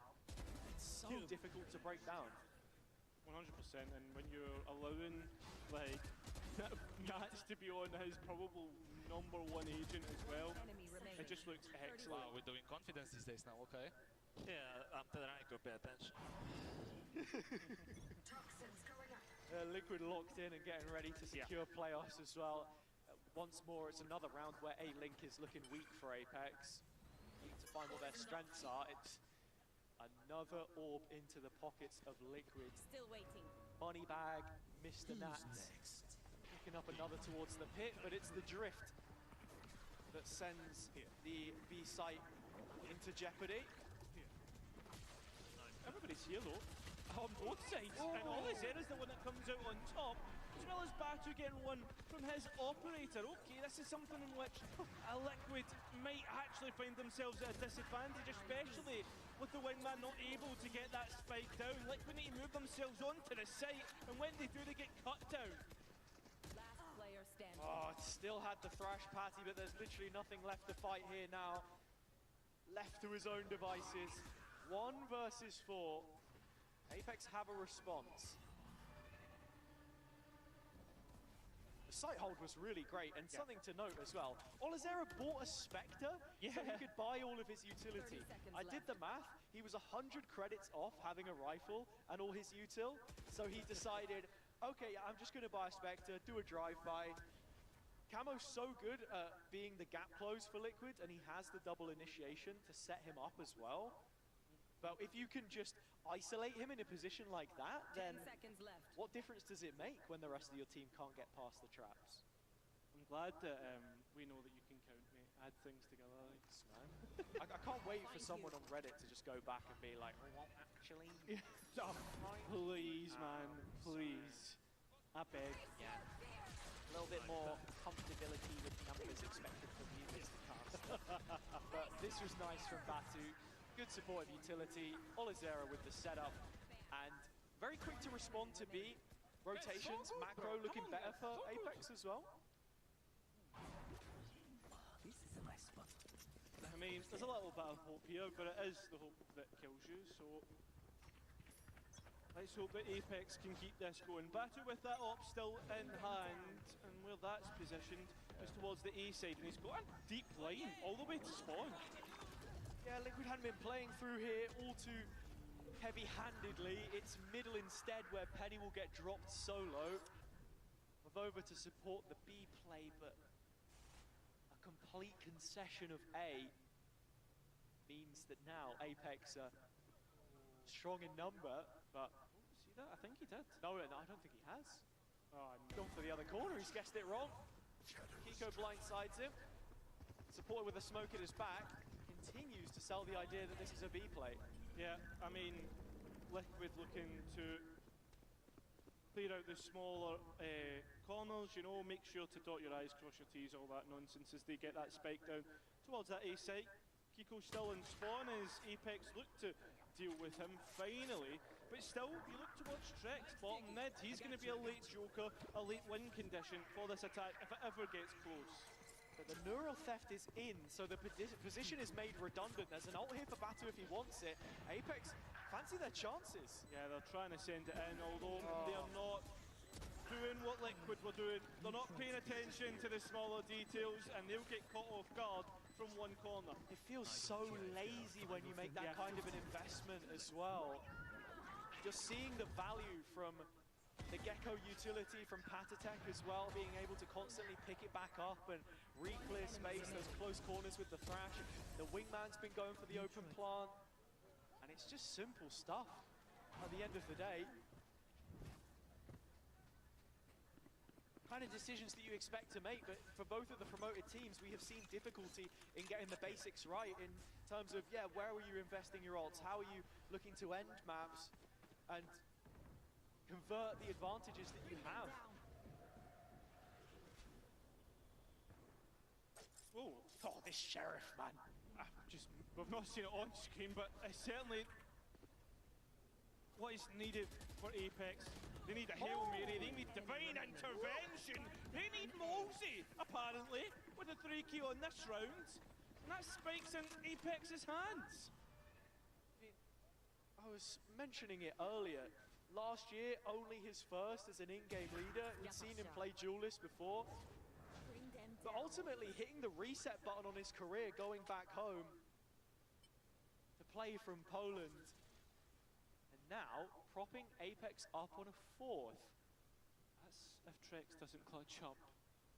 We know he can do it 1v5, but 1v4 against Molesy, no chance at all. Apex continuing to go against the grain, but they really need that final round to give themselves the best possible opportunity. Yeah, that's the bit like point, right? Is the second one? Yeah, it's really nice. Oh, that's gross. But this round, most important, just to make sure that that gap's not any bigger than what it should be. Very quickly, looking at the ults, you've got a Nightfall and a Dimensional Drift for Apex that can afford to play a little heavier on the retake if they like. It's Batu's op in front of the Cypher setup on B to start. I mean, look at Kiko, he's gone for it again, he's just sent it towards the spawn. And it's so big that Apex need to take their time clearing it. Kiko, first engagement, and it is against what has been the superstar on Apex. Camel gets rid of the Cypher, and well, finally Batu gets rid of Kiko. So we're back to 4v4, the site taken for Liquid. Oh, and Molesy tries to rush affairs. Penny in here as well, denies the plant and finds the kill. The Yoruel still collecting information to set them up as the spike is on the ground. Yeah, Batu needs to try and get out of this corner. He's in a difficult spot. Liquid were caught trying to take more space than what was necessarily needed. And well, that space has ended up working out for them because Camel took Kevin. Got the kills. And if over in a 1 versus 3, he'll catch the first. Knows about the second. Trex yet to make the peak, spamming down to 6. He will take it off the contact of his teammate, and that makes for 8. Yeah, it's another 8-4 half, like we had in both halves of the last map. Can Apex actually bring it back on the attack? That's the question. We'll need to see if this double duelist works at the turn, or after this break. One enemy remaining.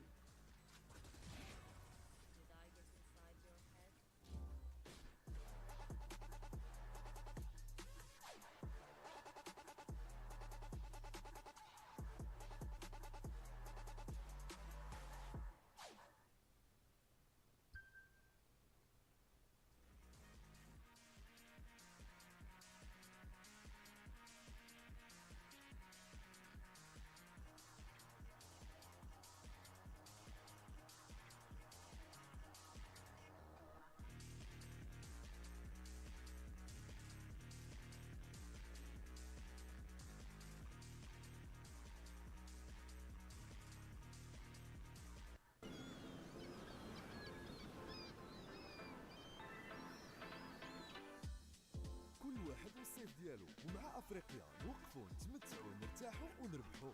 وهذا الصيف الى غايه 31 غشت تشارك في القرعه على تطبيق كنزات وجرب حظك لربح سياره رائعه او سفر ما بغيتي وقت ما بغيتي والاف الهدايا الاخرى. افريقيا نعيشوا الصيف مجموعين.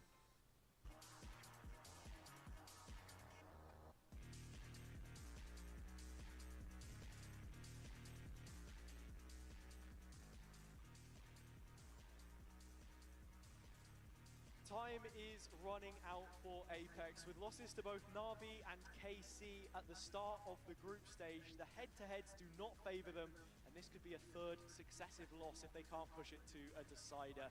For the new look Liquid, it's the player on your screen who maybe hasn't had the best performance so far on Corrode, but helped inspire the comeback on Ascent and is doing his job on the Fade. Yeah, he is, and that's the big thing. 6 assists so far on Fade, but more so the fact that like his utility is always basically perfect. The timing, unbelievable, and well, will be a big component on this defence as we look towards mid once more. As 4 players from Liquid look to challenge Apex. And already down to 13, and between Camo and Patty, do seem to have the answers. Batu still trailblazing his way through the middle of the map and can leave the rest of Liquid for dust. There's only Kiko on the A site. Apex a little bit hesitant on their uptake, and Kiko acutely aware, repositioning himself. Being able to hold on to extra space as he waits for his team to crunch in is going to be massive. But the players for Apex are just caught off guard, unaware of where Liquid are coming from. And that pistol round will be a 4th in a row for Team Liquid. Yeah, Apex find the space for themselves. They get onto the A site, but then they just don't set up the post plant at all. They're caught in transition fully. When they see that it's as empty as it was, you should be expecting a push to come in from the flank perhaps. But Liquid are looking incredibly efficient right now. Coming back to what we were saying about Trex 2, we can hold on to that thought actually, because Apex have gone straight for the force buy here. Listen, sometimes needs must in this game, and that's what Apex feel right now. 5 stingers outside of B, that spike plant would have helped there. This is going to be a fast one. B-pop to Nat. With the snake bite, no rotation off the first Prowler, but the warning lights are there, and Apex are in. There they are, straight in. Here come the stingers, and players tagged up here. Penny's the first one on the board, and Abova as well. That's a good look. Right now, it's all about the post plant though, because we know Team Liquid have failed here before.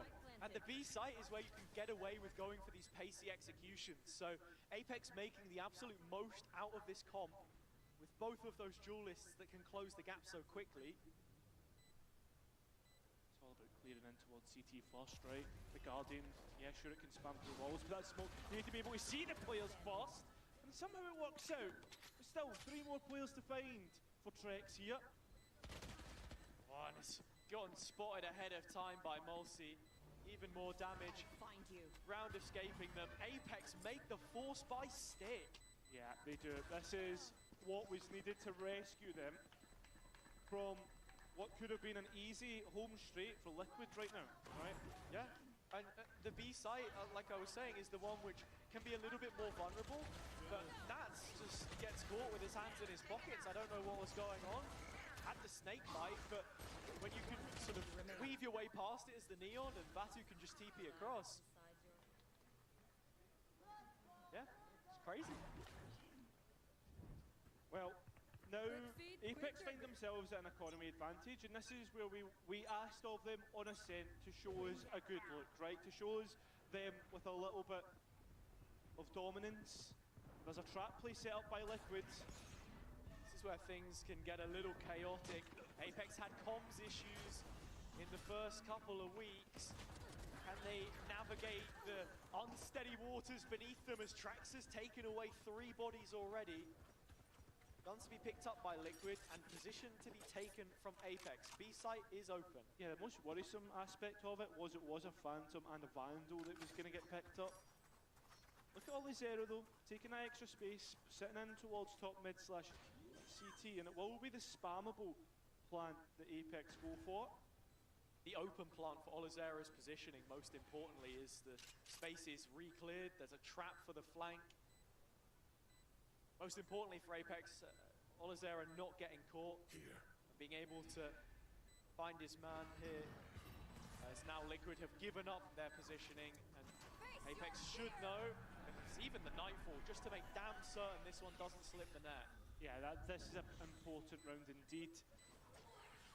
Well, still don't think Apex are out of the woods just yet, but with that kill, you would expect now Apex can easily trade down. And with time so low, this will be 6.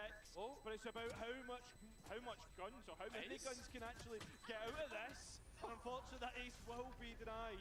But there's absolutely nothing to go with it. The slate is wiped clean.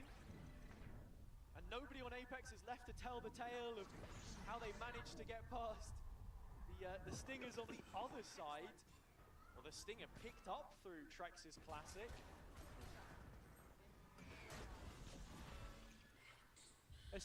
Yeah, it was a tough fight. But this is, again, we look towards the important part. A big swing round between these two in the economy once again, just to highlight. And while Mulsi doesn't have his Nightfall, Trex most certainly will. Liquid layering the smokes towards bottom middle. This is the main functionality of the composition. It's very difficult to get past until the later round if you can't bleed that utility from the defenders. Bring them down. But Apex looking to give a go of it here. Really need Batu to be flashing out of this smoke if you want to take the space. Yeah, I think Apex are happy with just safe passage across to the A side of the map, which worries me, because if you give Liquid so much space, and I mean, you look towards B main, they're already looking to clear that out as well. Right now, this to me looks like Liquid have all the information that they need. Smoke being held, but the util ready to go from Apex. Set execution, Kiko blinded, trying to TP out, but it's Trex 10 toes down. Fighting under the arch and now onto the site. The Phantom gets a second. It's Penny that will be ever the equalizer though, and Camo's all by himself. It's a lost cause in the retake. Yeah, that's a disaster. Camo trying to be a little bit cheeky, play in front of the retake, but Patitech once again, that's another 1 versus 1 that didn't need to be given away. Apex now will be within 2 if Nats doesn't clutch up. Back on their feet in this map. The series to follow it perhaps. Nats that they're up against. Aussie spots him. The plant is cutely in the corner, so the molly means that they'll have to try and rush around. There's nobody elbow side. He has the full range of the team, the target-rich environment in his crosshair, but Penny wins the fight, and it will be just the 2. Yeah, and how important does that post buy look like in the antique round as well now? Is Apex have got a little bit of momentum at their backs. And Apex also pressuring bottom mid there and making sure that the Viper Wall is cycled out, phased out, is really, really huge, because when we speak so much about taking mid control being important, to then simplify that, if Nats is using his toxins there to keep that wall active, he's not going to be able to use them to defend the B site. It means that he needs to have a player rotate over and help him, takes the pressure off, makes the A site easier to take for Apex. It's a very well set up round from them. Yeah, and Team Liquid now wanting to speak about, well, I'd imagine everything you've just mentioned, right? Especially mid. And I feel as if, like we said it in the round, or I said it in the round, so apologies, was that Liquid haven't had the information that they needed to go and maybe lean a little bit more heavier towards A, but they just didn't make the decision quick enough. They have both initiators to collect that info. Trex, who's been ranting and raving about him so far, but Patitech hasn't had the best of showings up until this point. On the attack side, he was instrumental to how they were playing and setting up those rounds. But now, yeah, I want to see a little bit more, of the Dizzy going up over the wall, trying to collect some info. Is there a player B, the proactivity that we know Apex can give to us? I need this. And in B main, My thanks. you are seeing that. Yes. Nico laying up the paranoia. Trex the only rifle, he'll be away from this. Here. I have retrieved the spike. But Apex are deep with this push coming in. Yeah, playing safe. And well, with that orb being held and the trap also being destroyed, you'll know that there's at least 2 players towards B main at the moment. And it's a small win for Liquid because they've got the ult orb, of course, and they've broken the trap as well. So Apex have to be a little more concerned with the backline. Olazera is still holding on to one in his pocket. I don't know about this cam. Is that just to hold on for a little gap through mid? Yeah, I think so. Oh my god, that's disgusting. Kiko's been spotted, his calf has stretched around the corner. Batu's trying to create pressure on A. This is a fake from Apex. Yeah, looking to see if they can catch Camo. In the meantime, but the rotation through spawn is a late one, and there's a fight about to go down.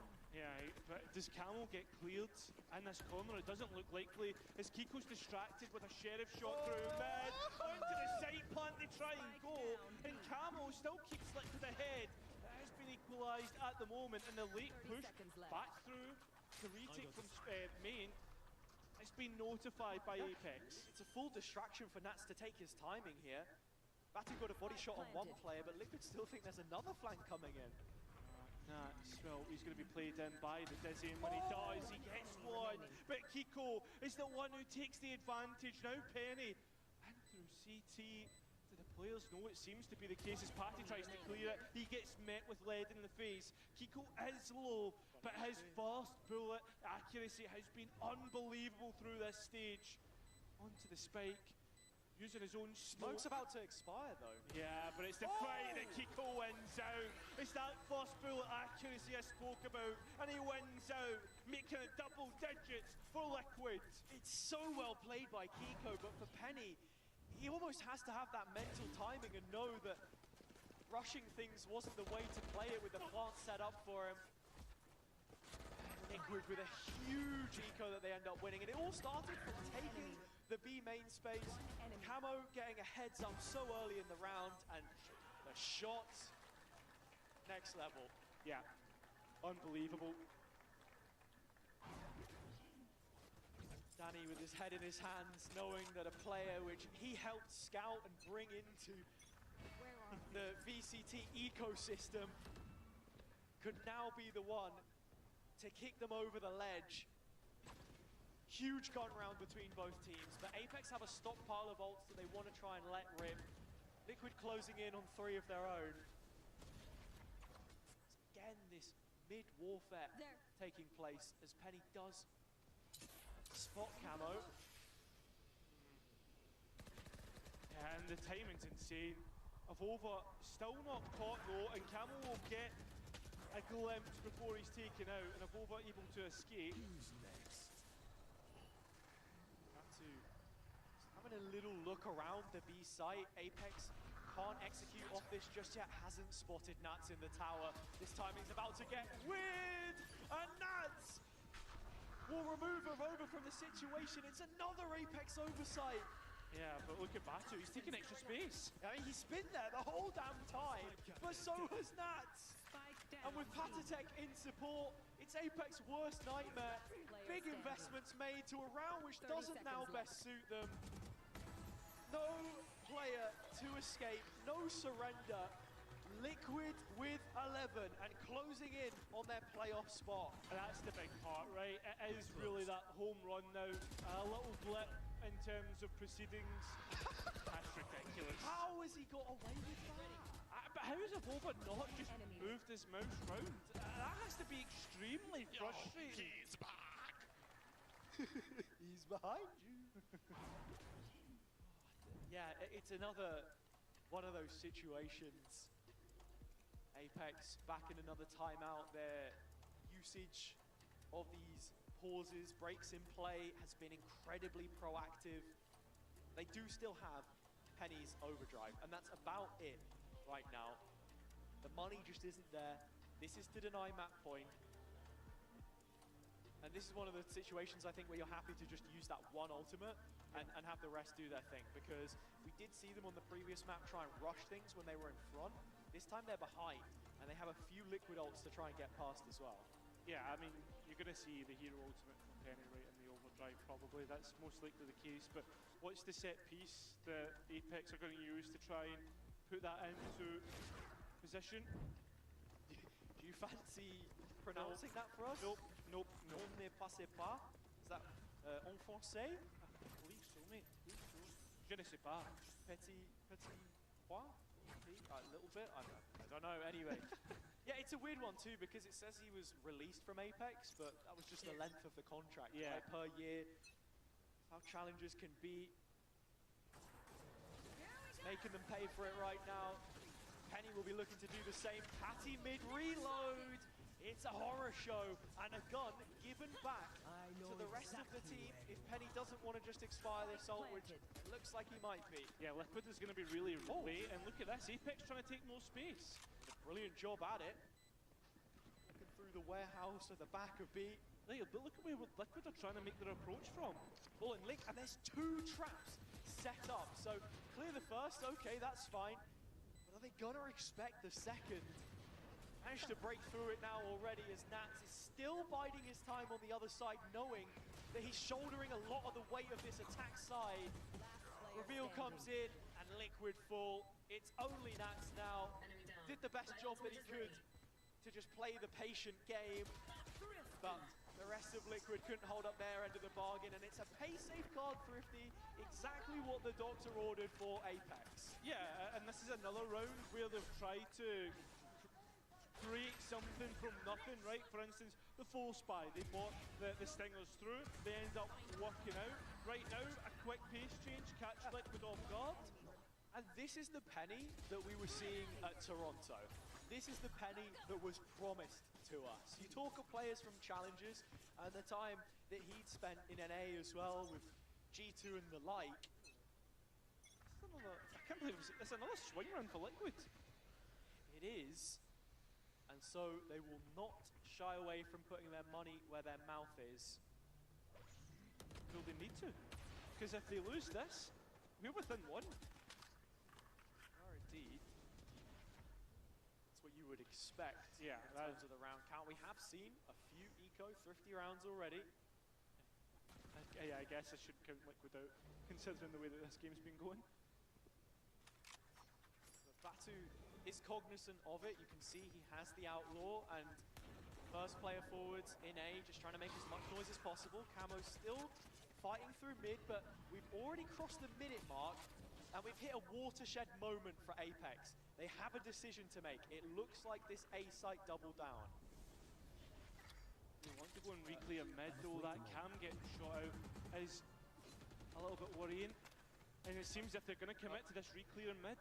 But you've still got to take a site. Are they seriously heading towards B here? The mid-roll breaks out. Bova gets a couple, 30 seconds now. And Mulsi with another. It's back to A they go. Yeah, and this is Kiko's site as well. We know how good he's been. Can he hold the test of the execution coming through? Has 2 TPs and his opponent smoked to play around but can't find the shots. And Nats is out of the question. Liquid, the round. Apex will scoop up a 9th now. There's money in the pockets. If Apex really wanted to, they could go hunting. See the attack side was trying to create the correct appraisal of Liquid and how exactly it was that they were set up, but they did deal with that mid-heavy setup. Well versed in what it is that they had to do, and this is extra time for both sides to consider what the next move is. We have to be thinking about the following round already, or the round thereafter, because Liquid still have ults. That was the pit, which was just used by Nats. This is the last of the rifles. No problem. Yeah, no problem at all. And that's going to give Liquid something to work with in this next one. Still Thrash and Dimensional Drift as well, so there is some really good aces up the sleeve should the defense decide on it. And, well, to consider those choices and maybe set plays, Team Liquid will be going for a timeout. Just want to deliberate things a little bit further, converse with the coaching staff that we have to commend here. I think that both Yao and Lohan have been just an important pickup as the roster rebuild itself, because the planning that they've brought to, you know, even just the little details like the pistols, the anti-ecos, Liquid always feel like they have a plan, and that's why we've seen quite a few Thrifties already in this game, because the setup is there for them. Yeah. I think as well, I think it was like Sliggy that was saying it, just as you said, like in terms of like the first 5 rounds, first 4 rounds always seem to have like some sort of sequence to them, which is nice to set up the rest of your game, right? Yeah. No, we had a funny one with Sliggy and Bacon the other day actually. Right. Liquid posted a video where they were forced to use AI against the 2 coaches. Who do you think won? Please don't tell me. It was Sliggy and Bacon with the AI against Lohan and Yao. So just as soon as we're singing their praises, they've been bested by the computer. To be fair, I saw Bacon's reactions on the Northeast stream the other day. Hey, that guy was gulping the energy drinks. 90-degree gullet straight down that hatch. Liquid need a little bit of a boost themselves here. It's just Nats' Phantom to make things spooky. And Batu. We saw how many times he was playing that wall with the Odin, but the Outlaw wallbang's just as good. Yeah, Batu just warned by the Dizzy coming through, and Camel trying to explore B is punished for it. That's also Nat spotted. They know it's the rifle. Yeah, and now Kiko potentially to be reprimanded for his aggression, but it's up against Olizera. There's 2 players here. The Dizzy goes out, and Patty gets his. So you get upgrades to your rifle as well. A 4 versus 2 with 2 rifles that Liquid can use. It's just how quickly they can get towards A, and how many 1 versus 1s they'll be gifted. There's a wall for Nats to walk out here. He's effectively up against it. No, but he drops it and wants to fight. He's denied the spike and played Patty into a 3 versus 1. And now Apex, do they doubt where Patty comes from? Definitely not, because they know exactly where he's coming from now. And he doesn't have the wingman either to get the defuse, so it's a tenuous situation. Rigged against him. Yeah. Apex at double digits and continuing to bear on down. And if you're Liquid right now, you would rather take the small wins for the economy because of what we've spoken about before. Patty seems as if he's trying to keep pushing the issue and dealing damage here. We'll get at least 1. There's so much money in the back pocket that this realistically won't matter. Molsey can find Patatek just before the round expires. That'll sweeten the deal for Apex. He's heard the steps, but he's there. Oh, but he's quicker to it. Nice trigger finger. Yeah.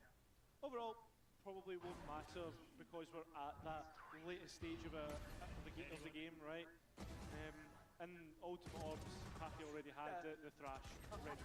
I like even there that we saw Liquid then go for the double up in B main and get ready to pressure Olizera a little bit heavier when you know that he's lurking. And with Camo bringing the op out as well. Go A! It looks like the spike is heading towards B. No, it is a default, it is a default. Yeah, take your time, find out the information. The Scooby-Doo round, as we call it. Spread out and look for clues. Makes you wonder, if the Apex players could hear the coaches, how much better would they be? I don't know, sorry, no, I'm doing conspiracies again. No, hey, no, if I had someone else playing on my account, I'd be a higher rank. Fine, no, don't worry about it, don't worry about it. If it was just calls like that, whatever. Forget, no, it's fine.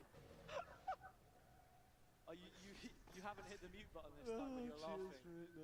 Finally, afraid to show your true colours, okay. All the while, Camo has an operator towards A. And for Apex, knowing how quickly they can dive into a site, Kiko also just giving the little heads up here. Camo has no TP out of this. He has to play for the gunfight. Utility looked decent. The fake out that heads through the smoke as Apex are prioritizing this open yard side plant again. Left. And Liquid haven't challenged it, so straight into a 5v5. But in this retake, it's skewed to Liquid's favor. 2 really important ults. First dimensional drift. Spots both duelists, Trex right behind it. Thrash goes in to supplement, but there is no support. No hope right now. As Liquid look for that second wave of engage, the wingman goes out. And time is starting to wear thin. Liquid needing the jewels out in the open space, the open air to win it. But between Penny and Batu, is there nothing that they can't do? Kiko by himself, and Avova puts him to rest. 11-all, we've reached the tied game. We have finally, and on top of that, it gets even worse for the defense because it's going to be another equal round. A brilliant hold round and a brilliant post plant as well by Apex. How they were able to buy that space, I don't know. I thought He's trying! Come on! I thought we would have seen Camel disrespect and try and go for an up play, but having no TPs is what's ended up costing them there. Yeah, and look, we're into another half buy from Liquid. Rogue rifle in the mix in the hands. Was in the hands of Patatech. And I'm sorry, I'm just giving you a quick warning before I say this, Apex fans. It is 11-11. A number which has been a pretty scary one for them so far. We've still got to see them close. This attack side is already looking like one of the better ones on Corrode. No, and oh, it's down to the 9! Batu getting his hands dirty. But Apex have rolled up their sleeves and found the necessary rounds to bring this back from the brink. 12 is just waiting for them now. Nats will give this a go with the Sheriff in hand. I mean, percentage chance, Cairo. Just throw me a number right now. 20. 20. Not like even then. The odds are pretty high. Penny closing.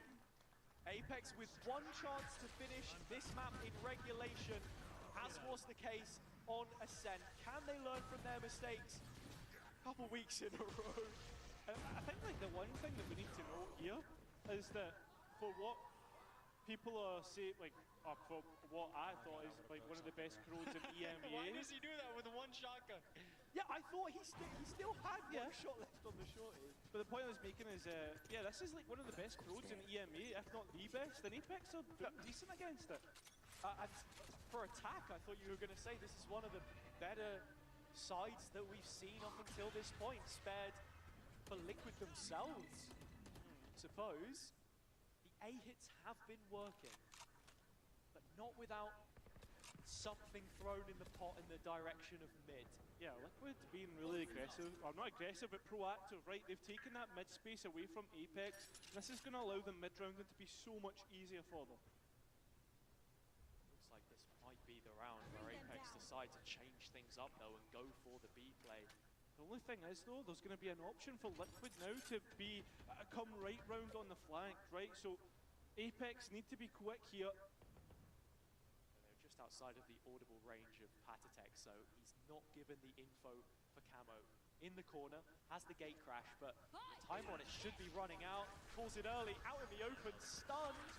He will not survive. He will not, and well, there's Kiko here as well, but he's the one to shut down Penny, and Apex now trying to get the last remaining player there, and now Liquid going to be late back into the site. Yeah, and they have all of the space to play towards Elbow if they want to.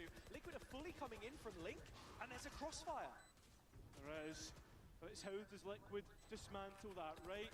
They've not got flashes. There's going to have to be a wingman to clear close. And Batu gets rid of Patty. This is looking like it. This is looking like Apex can send us to map 3 on Lotus. But not if Trex can clutch up 9 bullets in the chamber. And they got far too close. Ollie Zera is the one to send us to map 3. Apex have their map and a decider 3 weeks running. The question now is, can they take it one step further and find their first win in VCT EMEA? That's what we're here to find out on the other side of this.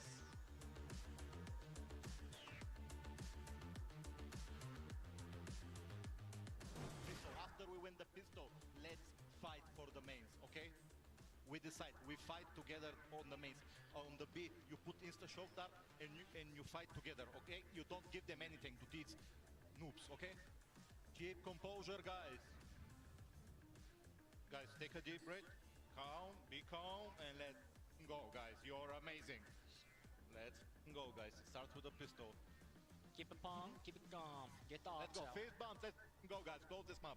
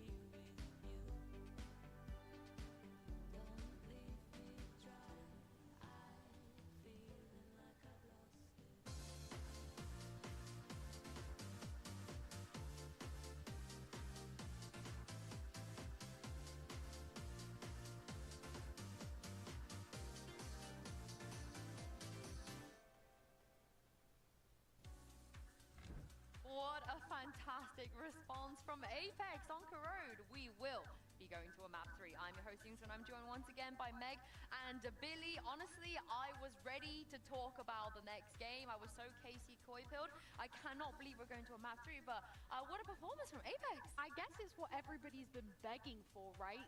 Seeing these teams who have had a bit of an extra time and not going into Masters Toronto and EWC, bringing that Corrode and double duelist out, and they did just that, and it definitely paid off for them. I was very down on them going into that map because of the recent result that they had against Na'Vi, right? They lost 3-13, so for them to be able to bring it back as well and continue to have the confidence, we hear some shouting across the stage as well, like the players are super fired up.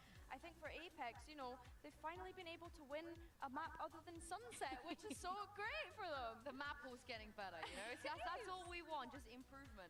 And I think a lot of that sort of was the reason because they could win in a massive eco round in their second half. Because at that point, it just felt like all but over. You know, Liquid should have 2-0. They'd be in playoffs by now. Billy, talk me through what happened here. Yeah, it definitely felt like that kind of pivotal moment for Apex, right? You look at the buy that they come into with this round, of course, they invest that overdrive as well. And Penny, he's just going crazy as he has been throughout that whole map. But like I say, for me, it was the pivotal round. They were able to convert rounds so well whenever they shouldn't be allowed to kind of win the rounds that they were converting. And I think as well, it's great when Apex decides to get proactive like this. It's something that you were saying before we went into this map, Sue, especially on that defense, is Apex being proactive is going to be crucial to them being able to close it out. They forced the site hit. They were able to utilize the double duelist specifically in this round to be able to gather extra space for themselves, set themselves up in these great post-plant positions as well, and it just didn't allow Team Liquid to get back in whatsoever. And as you mentioned, rounds like these are huge momentum shifters, right? And this is definitely where everything changed in terms of also us thinking that, you know, Apex could come back and win this. And big props to Penny, of course, using that neon so well and utilizing those stuns to help those site executes. Of course, it was a team effort, but I do think Penny is a massive standout here, and it was the Penny that we expected to see today, right? He really popped off. Yeah, Meg and I wrote a jingle for him. Maybe we'll bring it out. If they win, we'll bring it out. Okay. We can't bring it out after one match. Not yet. We gotta bring it out when they won the early. actual match, yeah. And we have to address the Batu knife. Kiko got sat down, I feel like. I mean, I want to see that clip on socials. I want to see that clip on TikTok. I want to see that clip forever ingrained in the Hall of Fame in VCT EMEA history because, Billy, you just don't see this very often. It was iconic. Like, the way he was able to use his ult, jump towards Kiko, fired one shot out of his shorty, and then knifes him in the face. I mean, yeah, Batu's turnaround from map 1 to map 2 was night and day for me. I think that was something that I had highlighted before we went into this map as well, is that I need to see a turnaround from him and to stop giving away those first picks. But it's actually him utilizing... Oh, they got it in! I'm begging for somebody to put that into like an MLG style compilation. Please, like the ones back in 2013, like it's too good. I already know the song in my head exactly what you mean. Yeah. I mean, I think after that, you know, the confidence sky high, you snowball that. I mean, I don't think we even need to talk about the stats here. I think the performance, he just needed to warm up, you know, into it. But my question is, as we head to the next map, Meg, do we just double down, triple down, quadruple down on the double duelist? Is this somewhere that you think has legs as we move on to Lotus? It's working, and I guess going into a map like Lotus, they are starting on that attack side, so I do think it could really benefit them. Of course, looking at Corrode, they definitely played the long game with picking into that double duelist, but starting on defense. But I feel like off the back of this win, to build that momentum, I think making a statement and coming into the attack side of duelist with of Lotus with the double duelist is definitely a play. We'll definitely see Team Liquid on the double duelist, that's for sure. It is just the question of, are we going to see Apex continue to play into this, or are they going to opt for what they usually do play on the Lotus, which is, of course, that double senti that we were expecting to see them play on Ascent. I would like to see a little bit of creativity. I would like to see them just throw them all themselves fully into the rest of this match and hopefully have a surprise up their sleeve. The last time we did see Apex play Lotus, it was against Carmine Corp. They unfortunately lost, but we did see Batu on that deadlock. It's like, here you could play him almost as that aggressive sentinel that we know he's so good at. So is it actually less beneficial to pull him off a role like deadlock in a 3-map site map? Yeah, I don't know. We will see the agent select now, and all of our questions will be answered here. And it looks like they're not going to carry this on. It's okay. We had 2 maps. We had the maximum amount of rounds over 2 maps for it as well. But yeah, this is where I give Batu a lot of praise. I love his deadlock. I love how reactive it is. I'm very, actually not that mad about this. Yeah, I think to be fair to them, like they did, although they lost it against KC, they did manage to bring it very, very close. It did end 11-13 after all. I think for Team Liquid as well, this was a map that they kind of at the very start of the year were struggling to find an identity on, right? We saw them pull out Arena in a race with, of course, a different roster at the very start of the year. But more recently, they have been moving towards this Vise, towards this double duelist on Lotus, which I think has looked nice for them. I want to see how Apex approach this though, considering that they will have their own double Sentinel on their side. I think a big focus for Apex here is going to be using up as much Team Liquid utility as they can before they potentially get into those post-plant situations. I do think as well Liquid are going to be looking at that kind of traditional style Lotus play of breaking as much Sentinel utility to deny them of that information as they can. So I do think we're maybe going to see a bit of a slower play here from Liquid. Yeah, sorry, I'm just laughing because other players hover for like bans, memes, you know, whatever. Not Nats. Ayaz, I know him like that. Nats is hovering because he wants to buy time to just yap. Because you know what he's like, he's going to be very unhappy at the fact that they were 11-7 up and didn't take this 2-0. And there's only one thing scarier than Team Liquid, which is when they are backed into a corner and Nats is shouting at you. I would not want Nats to shout at me. I would... What would you rather, Nats shouting at you or Danito calling you a noob? I would rather Danito calling me a noob. I'm used to it anyway, you know, in my ranked games, so I don't mind. I don't mind. I think I'd rather Danito call me a noob as well, I'm not gonna lie. What would you rather, shout at Nats or call Danito a noob to his face? I'd call Danito a noob to his face. Really? I don't want to mess with Nats. No. No, he's not that scary to me. Yeah. No. He has two sides. He has like a good cop, bad cop. I do think he looks like a cuddly teddy bear, but I also think that that man could say the worst things to you that completely break you down. Or Danito?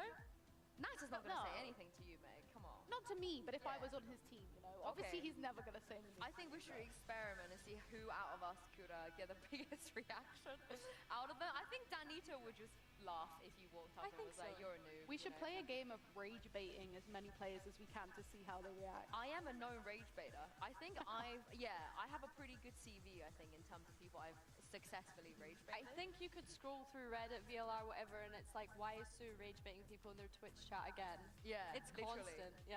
I'm pretty good at that. So we'll make that happen. But I mean, look at Naz. He's still yapping away. He's still talking. Would love to know what he's saying right now. But from the snippets in the past that we have seen, it is very. He kind of goes teammate by teammate, right? He'll say. There's actually a really funny meme where he basically said something to every teammate, and then when it went to Kiko, he was like, "Keep doing what you're doing." You just be you. I like that he gives them all their moment, you know. That's a good IGL, right? Focusing on every because he was player. like, "You're a noob, you're a noob, you're a noob, Kiko, you're perfect." But if Kiko was doing well, what can you say? I can't even remember if he was doing. I mean, he must have been. It's Cass. I don't blame him for taking it this seriously, though, right? Because you have to remember what's on the line for them today, right? Wanting to be that first team to get through to playoffs. I said it at the start of the day. If Apex were to stop Team Liquid from being that first team to make it to playoffs, it just feels like not something that we would have said. I've also just remembered that if Team Liquid lose, obviously that's better for Fnatic. Yeah, so whose side are you on? Fnatic. I mean, it would be kind of, you know, poetic in some ways, I guess, the little circle of permutation that we do have. But also the last time these two played against each other, I believe it also went to map 3. Kiko literally had the performance of his life, you know, carrying Liquid back then. Probably not wanting to lose against his former team as well. A little bit of that element. And the stakes for Apex is very, very high too. If they lose here, they have to make the finals of stage 2 if they want to go to champs. They literally physically cannot make it on champs points. And Liquid can still make playoffs. Yeah. You know, they could do it next week as well. So I have an idea as to maybe why they're taking this, you know, the long way. They're going for the 3-map series, and I think because maybe we spoke a little bit earlier about their performance last year and how it wasn't maybe the greatest for Team Liquid fans. This year, they're potentially going to make their 3rd international event of the year. So they just want to give the Team Liquid fans who have come out to the arena today a good showing.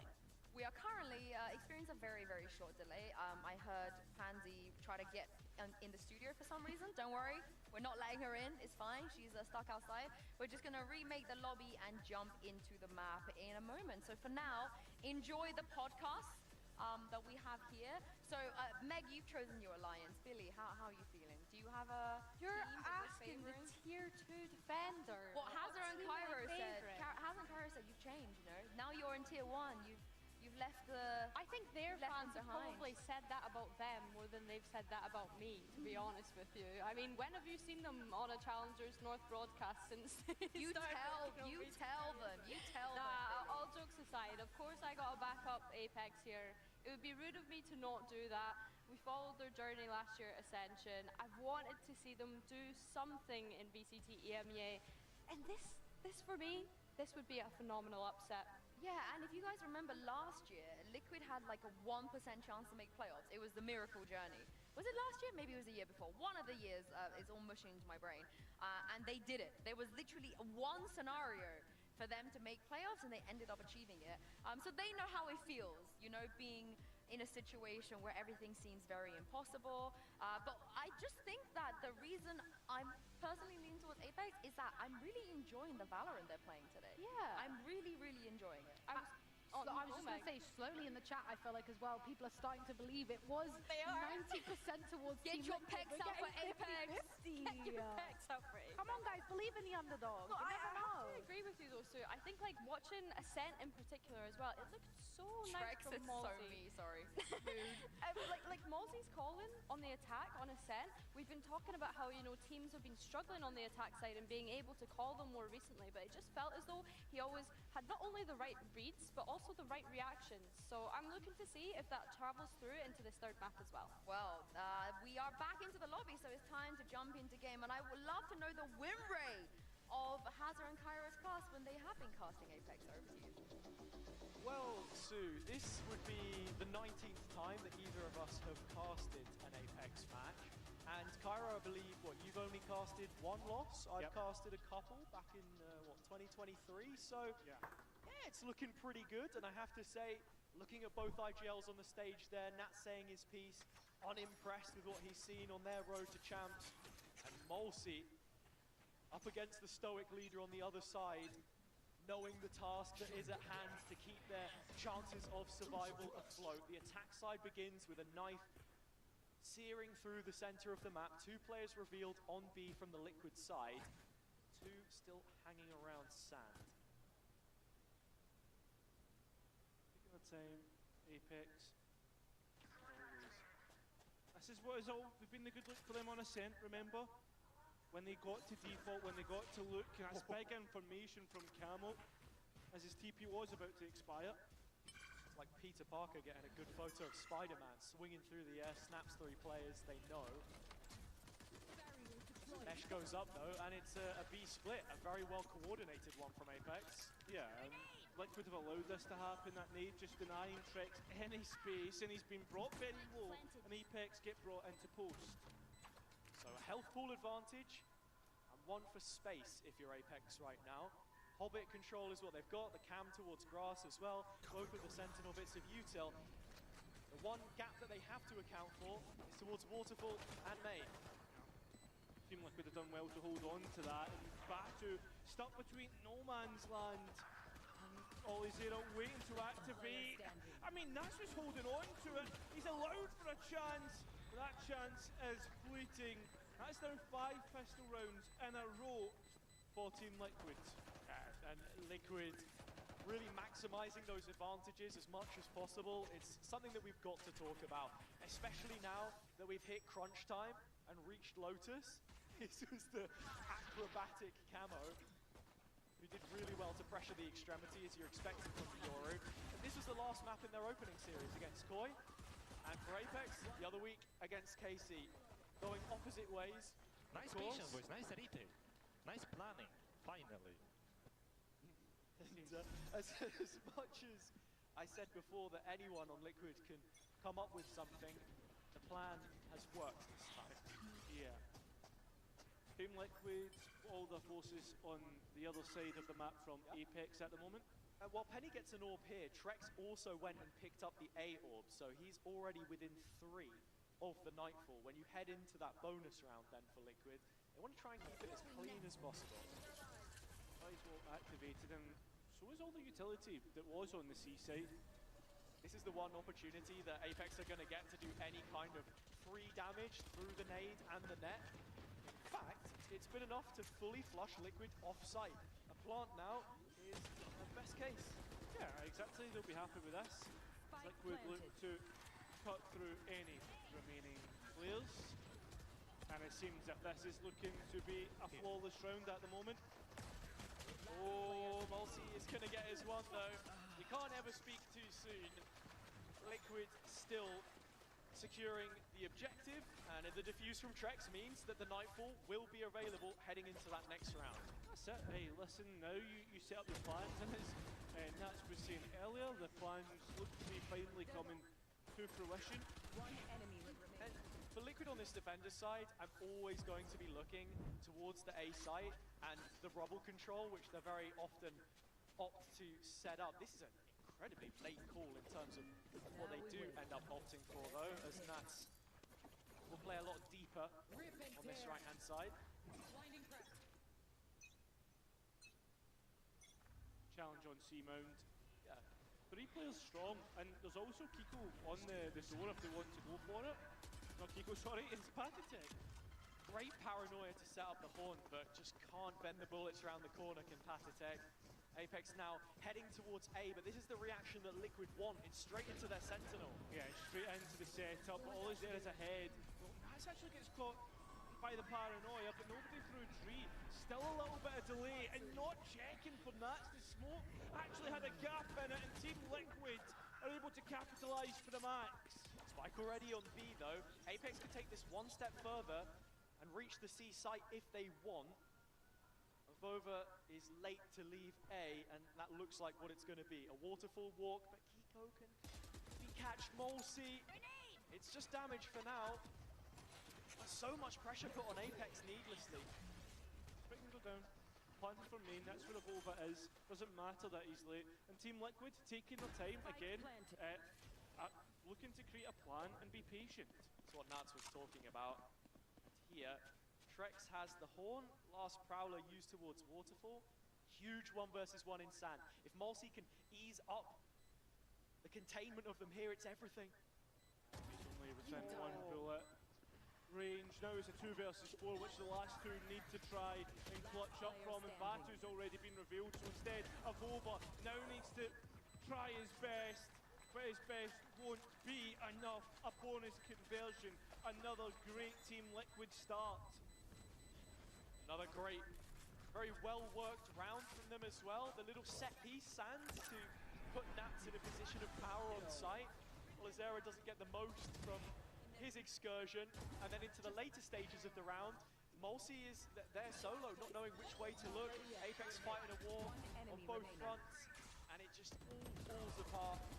You can only credit Liquid though, they did everything right. Let's go!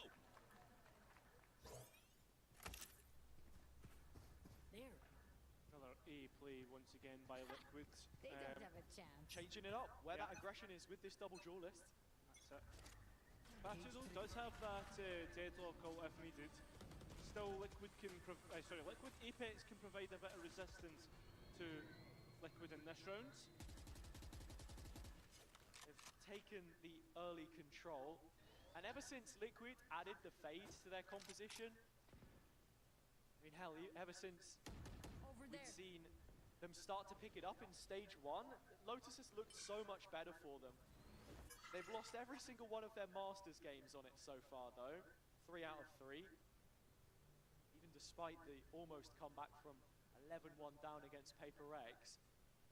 So here again, it's the same conversation, building confidence, heading towards Champs, which looks to be edging ever closer, as are Apex on the unguarded C site. Yeah, Lazera under pressure, trying to make sure to watch B main in case anybody was going to go for the door, but instead he will be completely cleared out, and that's on an angle, an aggressive one, caught off guard, and Trex at least able to trade that out, and with support to help him out. This is looking like Liquid with another round to convert, and they are absolutely whitewashing Apex at the moment. Mowing through them in these retake situations. And that is frustrating for Apex, especially more so compounded by the fact that Batu was still alive with all of the deadlock utility.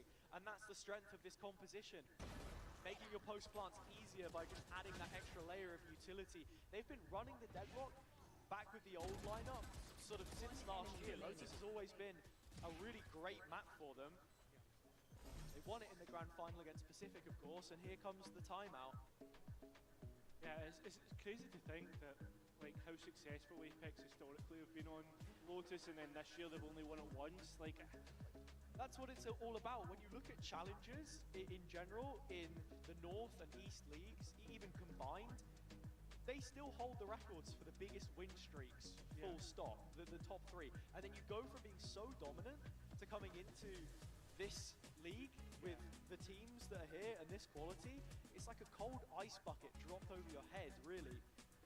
Yeah, 100%. And I mean, there's always going to be the if, buts, and maybes about Apex, about losing that 2023 final. Would it have been better for them to build into the next year? Apex only realistically getting one chance at it. They already made some difficult decisions with the moves made, but here they are now sat on the lineup, which ultimately their hopes live and die by. 4 successful retakes for Liquid. That is the story that we have to tell here.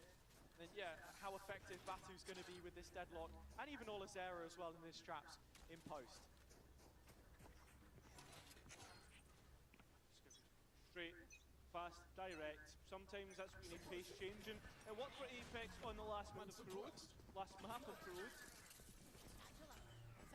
The Thorns are going to stall out most of the side, and when Nat is in the corner, yet to be cleared, Liquid converge, they clamp down on the B play.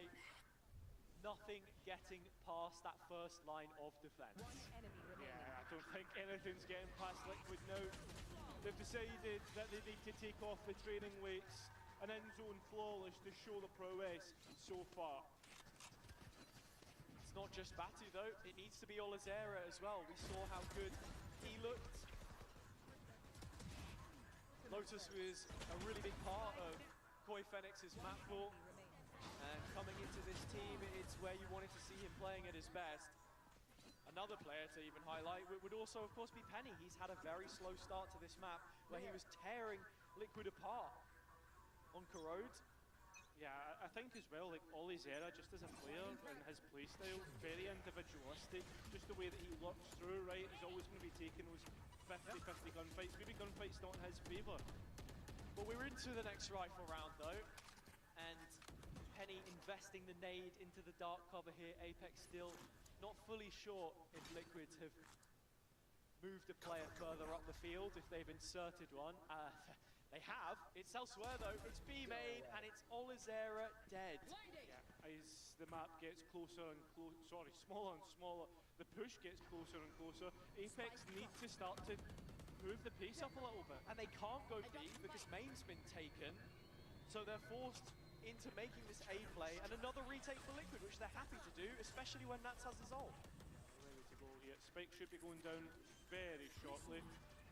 And Team Liquid, again, I've got plenty of time to come up with a plan and be calm about it. There is a little bit of setup from Apex, both sensors, and with the null command invested, keeping Liquid honest for just a moment. Slightly hitting. And a big fight happening towards upper as well. If Apex can win that with their plant, they might just have a chance. Camo is that player that is going to be taking the fight, but there's also going to be an ultimate invested to steal Garden. It's all up to the classics and the pistols. It essentially becomes a thrifty round, an anti-eco, which Liquid look to bat away once more. The defuse coming through, there's no chance Penny can even get close. Nats is just a whirlwind. And Apex are swept away as it's another successful retake. You look at the situation there, they really wanted to entertain that fight with Camo, but he was having none of it. The round started off brilliantly for Liquid with their proactivity. They just realized that they could isolate Olazera there because they've spotted him playing individually, as you mentioned, a few times now. And it was just not considered by Apex. They've been forced into another reaction, which is unfavourable for them. In from the front, Nats now 12 and 1, by the way, just to note. Apex feel as if it's not working out whatsoever. Trying from different angles, trying different pace changes. Everything being countered by Team Liquid at the moment. seen them come back from a deficit, but this one enemy remaining. shall continue to grow. Down, C. 7 rounds queued up unless Mulsey can curate something divine. It's just not happening. Kiko putting a stop to things. Another in-zone flawless for Liquid. I wonder how many it's been so far in this map alone, right? And how many more it could possibly be. It just feels as if right now Team Liquid are just full of confidence, and this is this type of end to a series where you've maybe struggled a little bit and won. It's the little cherry on the ice cream, perhaps. Yeah. More of a flake man myself, but I get it. I like the rainbow sprinkles. Okay. I think Apex would like a round right now. It's hard to come by. Can't buy a round. You can't. You can certainly make investments towards it. They do have Penny's Showstopper, but Liquid some of their own on the other side. And to sort of build up that conversation a bit further, as what I was saying before, we were both there for the game against Foot, the 13-1, which they found with such a strong defensive half being the backbone of it. You can really see the theory has continued to be developed as they've moved forward. They have moved away from playing the deadlock as they had Serial, and you kind of expect that change with the roles being a little bit different, with him trying to flex and play a lot, a thankless task at the end of the day. And right now, it's all about Nats 12-1 on this Vice. The util's not really been dealt with. Yeah, I would agree. But I feel as if like it's not utility that you necessarily need to interact with every single time just because of the stall that it brings through. I just think Team Liquid right now can't be beating a gunfight. It's also more so that right now, if you have that Vice wall in the middle of the map, if Apex don't do anything about it, it's a very quick rotation for Liquid, safe in the knowledge that they do have a shorter path from either side. And this time, it's Camo on an extremity with the operator, playing in sand, affording that rotation to move even further towards the A site where Apex are setting up. I find it very funny as well that the one map that Apex have moved away from Double Juiced is the map that right now they're not doing too great on. Nice entry from Camo as he finds Ollie Zera that was out on C main. Nats gets another. And Patty even living through the spam there as well. Apex are heading into a hopeless A execute. The hard work had already been done by Liquid. They have to win some of these fights now. That's the last chance. And the final hope for Apex is now on just Molsey. 2 versus 1. I mean, Molsey through this series has shown time and time again that he can do it, that he can frag out when needed, but he needs to get that spike back, and both players are ready for this. And Molly's not going to quite cut off the play. Camo's in with the ult. Trex right amongst it, and from his own flash set up, Camo claims number 8. We have to just look at the first 30 seconds of that round, Cairo. It's Liquid putting the arrow into the crossbow, drawing it back, and just waiting to pull the trigger. Yeah, I mean, all throughout this, right? Like, you look at the chances, or the everything that Team Liquid are doing here, they're throwing themselves at Apex. Planted. And unconfident, I would say, other Patrick, I was players doing of the everything attack. for you. Yeah, I don't know. Like, I just got full spammed. But he lived to tell the tale. And yeah, it is that frustrating if you're Apex, because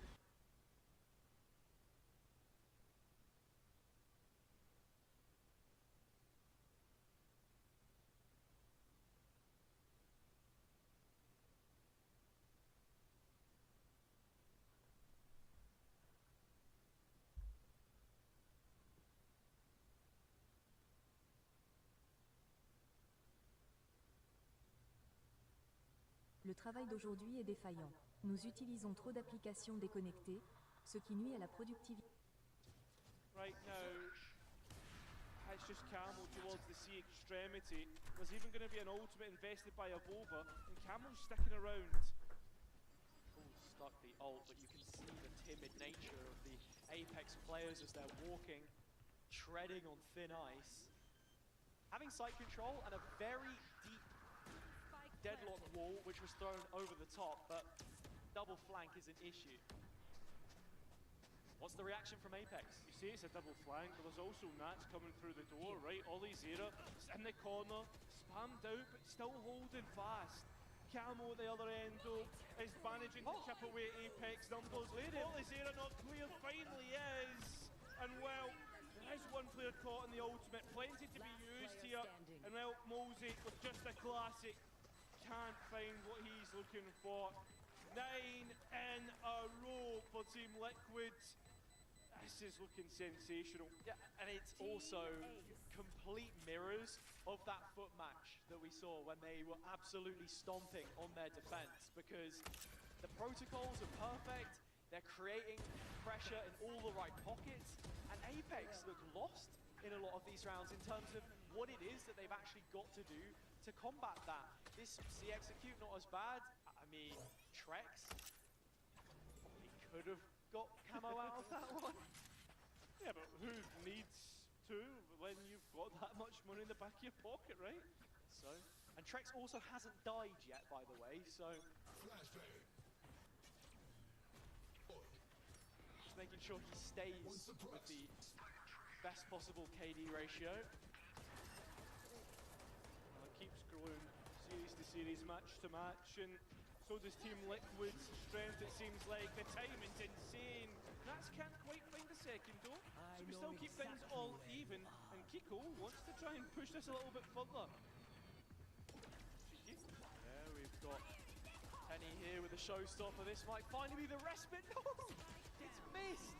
And Liquid just get absolutely everything going their way. Apex in the red again. One enemy remaining. As between Avova and Olazera, there is nothing to be said of them in this round. Like a deer into headlights. Liquid should have this. I mean, they should, right? There's no way Olizera gets a chance at this.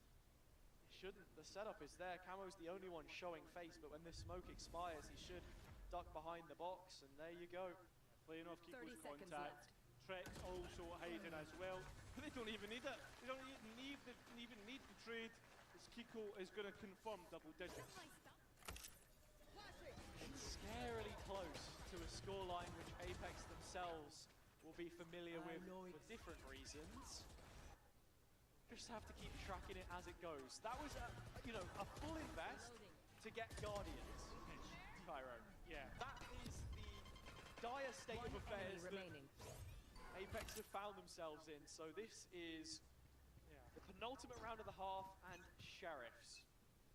If I had a penny for every time Ascension team was able to give me hope, I would have 4 pennies. And all of them were from Gentleman. 5 pennies if you count this one. Yeah, true. He has been a shining light in the performances so far. The Wall's bought a lot of time for Batu in terms of getting the plant in. Nats has done a brilliant job through proxy. Apex are trying to take extra space, but they're going straight into Kiko's ultimate, and yet easily dealt with. The Sheriffs have been a good look, so have the Thrifties in previous maps, but on Lotus, everything has been falling apart, and it looks to fall apart once more, even after Apex tried to set up the perfect post plan. There's nothing perfect about this, unless you're talking about Team Liquid. They have not missed once in this map, and they continue to look even better. Somehow Kiko's come off the... Why has he come off the spike? He nearly had it defused. He's still not gone for it. Olizera's so low, he's playing with the time, playing with Kiko, knowing that this is his chance. Kiko! Oh! He somehow lost out, and that'll be a Red Bull clutch for Apex. And no 13-0. Apex are in the door. It was heroics required. Liquid going through the motions, doing the same kind of things we've seen from them up until this point. Containing Apex, making it difficult, and Olizera take a bow. It might just be a highlight for now. Or it could be the start of something we have not often seen. Yeah, I remember there was a time when Apex used to dish out 13-0s, like dishing out hot dinners. Yeah, they did. A long time ago. They were adding teams to the club like gym badges, man. Yeah, I but remember that, the Pokemon meme. we're not going to see one here. Liquid know a thing or two about an 11-1 though, as I was saying earlier, and I wonder what it'll be like from the start of the game. Batu attack side off. Deadlock does have quite a lot of freedom to be that second in, but looking to create an opener here. It's Multi with a quick trade, and Batu gets the punish.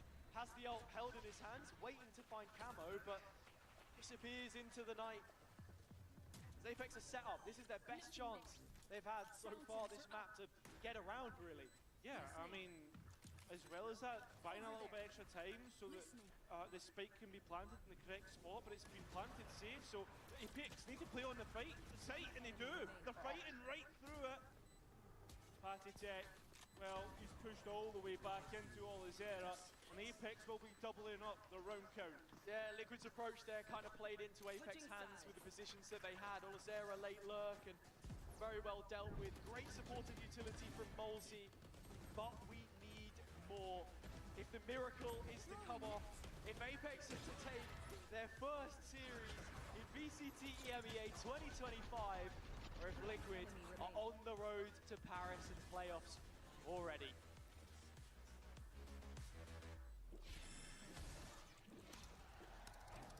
Red Bull gives you wings.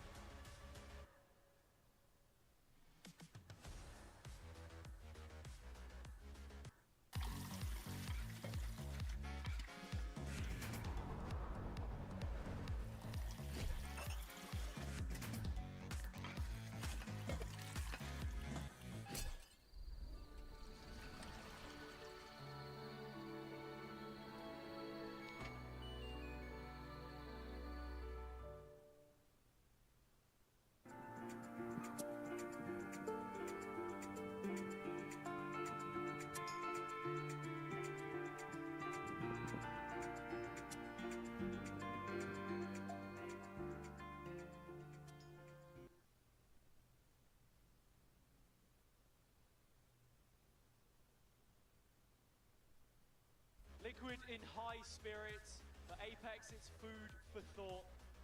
A cold exterior on the faces of the players on the right side of the stage. Will they be on the right side of history for once? Or is it the run which crashes out in the most spectacular fashion? And it all starts with a pistol round, and Liquid could essentially finish the map with that. And the problem with Apex, when you consider pistol rounds, is they've not won a single one this series. Apex denied the 13-0. 4 of those collected in their time through challenges, but this is a different beast. 25 minutes in, Liquid looking to speed run their way through. Camo up the guts, and Kiko to lead the charge. The first nail in the coffin of Apex. Camo finding another as well. This is looking very difficult. Again, Apex have struggled in pistol rounds and continue to do so. Team Liquid, I mean, indomitable in this map. And they're hunting the last remaining player of Olizera. And now, that is going to be every single one in the bag for Team Liquid. We spoke about the prep being a big factor, but here it is as simple as directing their players into Apex heavy traffic, nothing to stop them. One player at a time, shown the door by Liquid. Late playthrough grass, very nice. Impossible, Patrick. Impossible. Impossible, Patrick. Possible Apex from a scoreline of 11-2. It has to be the force spy. Yeah, defense force spies are never in the best sort of position. They're going to have to go for it. Only 3 stingers. Apex creating some form of retaliation. The mesh goes up, it splits the Liquid players. It makes things a little bit awkward, but the same can be said for Batu. Trying to escape through the Hobbit door, but he hits his head on the way out. Liquid onto the A site, and the re-aggression is anticipated. Good trade though. Yeah, that's decent. That's a Guardian to be picked up. Spike going down, and Kiko looking for extra space towards heaven. And this is huge because the plant is open. There is no one to challenge from upper yet. Mulsi just about starting to make his way around the stairwell. It's the knife instead that confirms. Flash onto Trex, blinded up. Amova with another, trading out on Kiko. And down to the last two. Patty, Phantom in hand. The spray. Is this how it ends? Is this how Liquid take 12? It absolutely is. You can bet your house on it. A Red Bull clutch. 10 rounds the difference. And Apex feeling 10 tons of force on the backs of their neck. And they've been 10 times better than their opponents. And that is now 10 chances at being able to send themselves. I told you it's your round, but I said that before. To playoffs. Liquid are looking playoffs bound now, and they've managed to do it in style as well. Albeit against an Apex side which carry the weight of the expectations on their shoulders to simply survive this group stage. Avova and Mulsi, the ones who have been there since the beginning of last year, look to have kept them in it for a little bit longer, but still, rifles in the hands of the attack.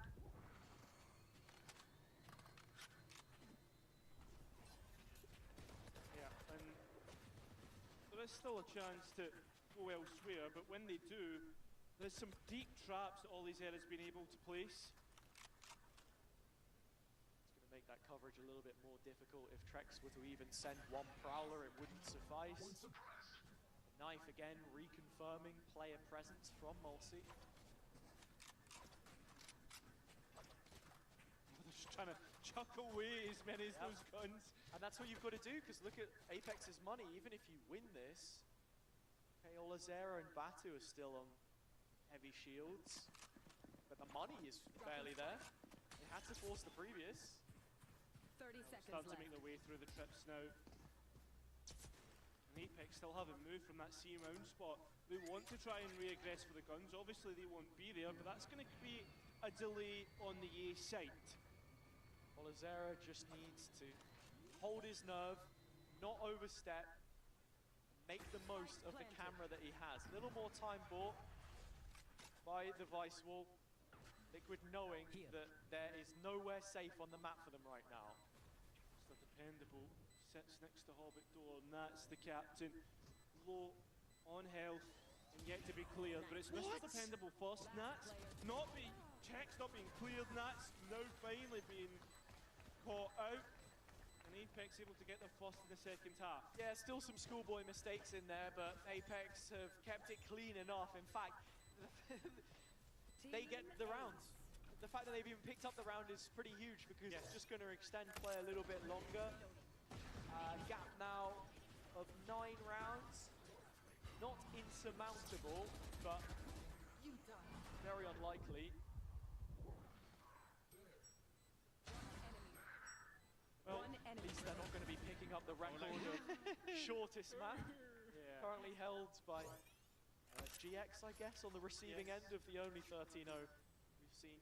Yeah, and as of right now, Team Liquid's relegated to a poor bye. Interestingly enough, though, Kiko does have a judge in hand. And if he can blast back his way onto the B side, this could be a very explosive one to try and break open the map. Oh, Mulsi goes for the clone though. Target selection plays against his hand, but Penny is there and Avova as well. Liquid just diving straight in with a lot of pace, but not quite the precision they would have been hoping for. Apex stepping up to a 4th. Hope dies last, and Nats dies last as well. He's always there in those clutch situations, but this one, not possible.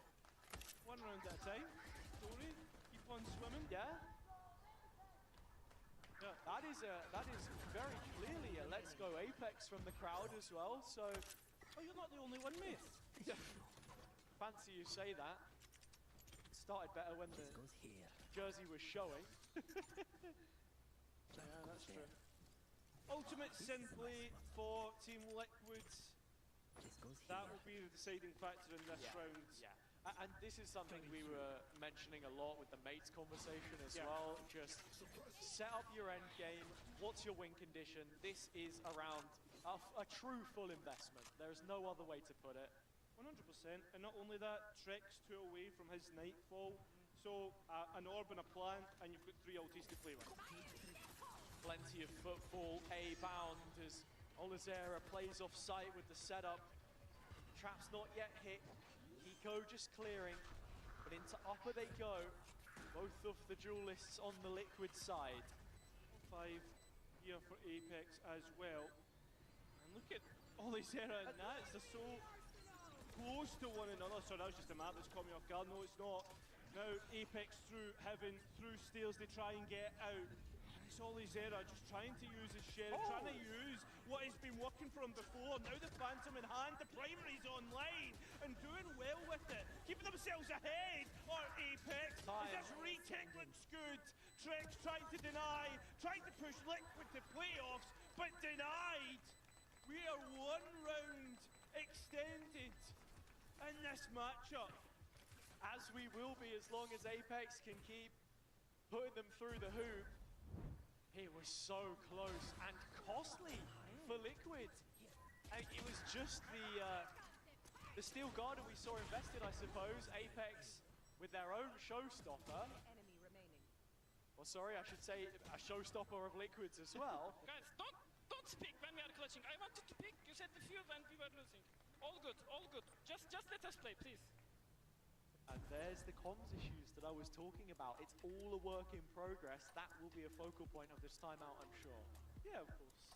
Listen, it's good to get those out. Liquid have 2 timeouts in their back pocket to use. Should we get to that position? Yeah. But I imagine the response after this timeout from Lohan, this will be probably where we see Liquid have the best chance. The next round will be a force for those looking at the buy coming through. 5 stingers, maybe a pace change that Liquid want to pick up. Liquid have options right now, and still it's the same range of emotion that we're seeing from side to side of the server. Apex acutely aware that the hopes and dreams which they pushed so hard to achieve in the previous year, tattered already, could be fully torn from their hands at a moment's notice. It is so fleeting right now, but it's also one step at a time. And from Liquid, you want to see a more professional performance, and an exhibition perhaps in how to close out Lotus. Could you imagine if a Ascension promoted team were on the other end of a comeback rather than tap being what Gentlemates have been receiving? Liquid are getting the direct route to a site, and that spike will be going down. These stingers are incredibly scary in this position, especially with Trex's Nightfall. Gonna see Apex put through the Tenderizer, but the reveal is nice. The ult doesn't land for Batu, but he's done his job. All of Apex seem to have at this moment in time, and they'll deal with a force buy. Well, I say force buy, a half buy, yeah. There's still money with Liquids. The next will be a rifle. It's just on and off with a horse. In and out of the saddle. Yeah. And that's why I don't think we saw them choose to use any of those ultimates in post, because they're waiting for the right opportunity to do it and to see this one home. But if they lose the next round with ults, that's the problem. Well, the other problem is... The game is not finished, come on. Game's not done, you've heard it from Batu.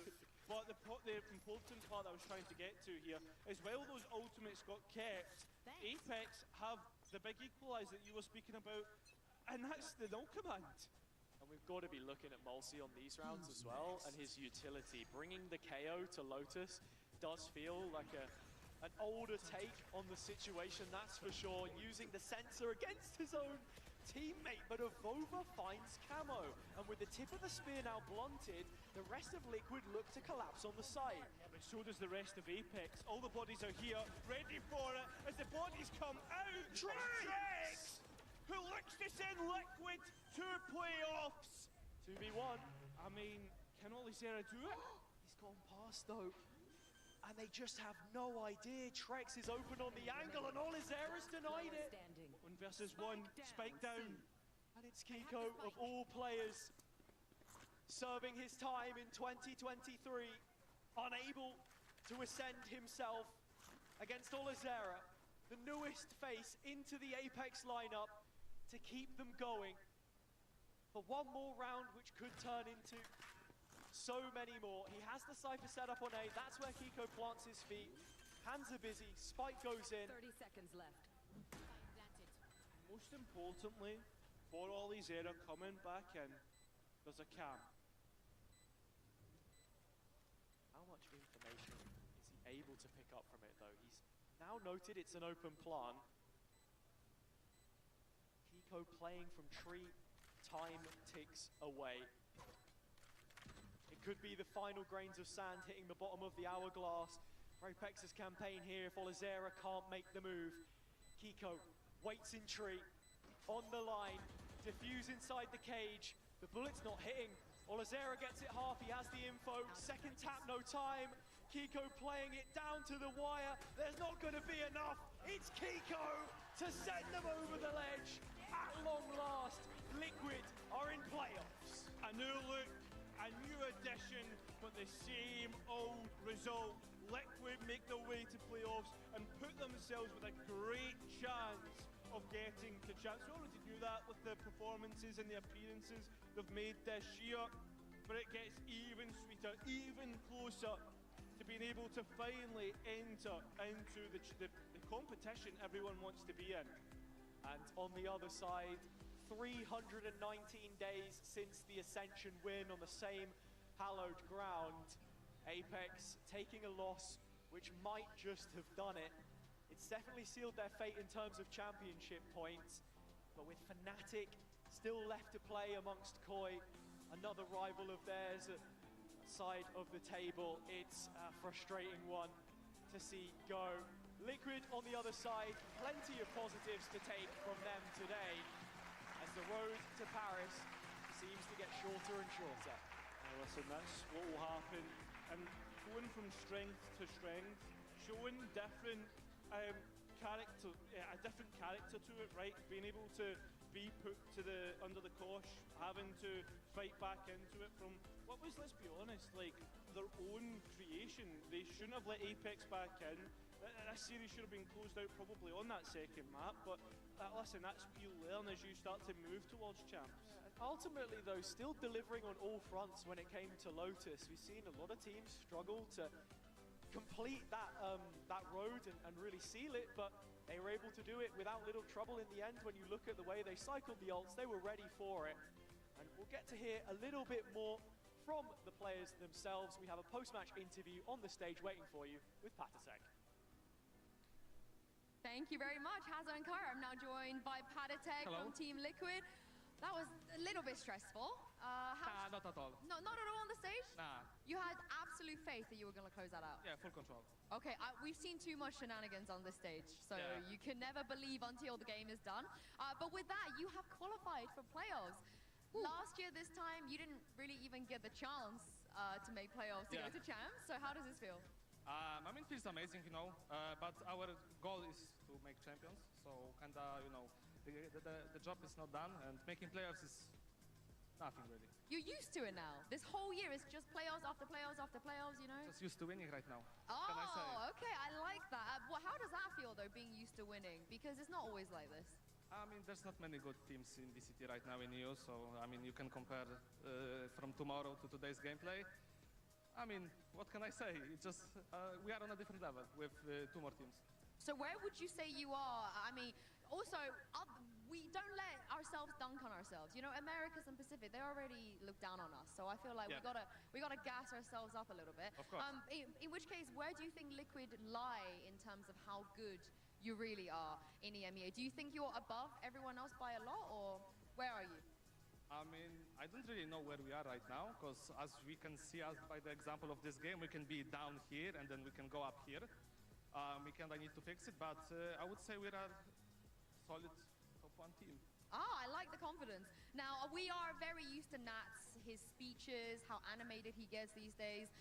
But I think he was extra animated at times. We saw some halftime, you know, on Ascent, and of course before map 3 as well. What was he saying to you guys today? That we need to basically lock in because we're full trolling and we kind of underestimated our opponent, which I don't think you can underestimate anyone in the league. But yeah, we locked in after the second map and the result is as is. Do you think that's true? Did you guys underestimate Apex today? Maybe not underestimated, but we didn't go with the approach like we did versus Navi, that's for sure. And when it comes to the newest addition on your team, I think it's a dream, right? You got Flash Initiator, you take care of that, you let Trex do the scan, you guys are just landing every piece of util. How are you able to get that synergy so fast? I think we got the synergy pretty good right now. As you can see, I think Nikita popped off right now. He was making every call on CT, most of the calls actually. That's why we're owning. I think the adjustment of him is like amazing, and I think we are a contender for winning tournaments. And how much are you communicating in those moments? Because on Ascent, there were some times where it felt like you and Camo didn't even have to speak. You just flash, he dodges it gets 2 kills every round. And also with Trex, you know, his darts landing, you all are so responding at the same time. Is that a comms thing? I think it's just one person says something and everyone follows, and that's it. And that's usually, like you said, Nats on the attack and Trex on the defense? Yeah, I mean, it's usually either me, Trex, or Nats, like 3 of us. But even Keiko and Camo can do those calls. Bit of a cheat code. Yeah. I think it's a bit of a cheat code. Yeah, you guys have can do this. so much going on for you. Yeah. However, your next opponent, I think it's a tiny bit of beef considering how, you know, everything happened. Last stage, the fracture as well, how it ended up. And I know you're not going to underestimate Fnatic, but what do you think about them right now? I think they're in top shape. You cannot underestimate making both grand finals back-to-back in international tournaments. So we're gonna go at them with the full force, and I think we just need to prepare for them well, and it's gonna be the best game of the stage too. All right, lastly, as you can see behind us, we have KC versus Koi. Big game. What are your predictions? Let me know. 2-1 KC.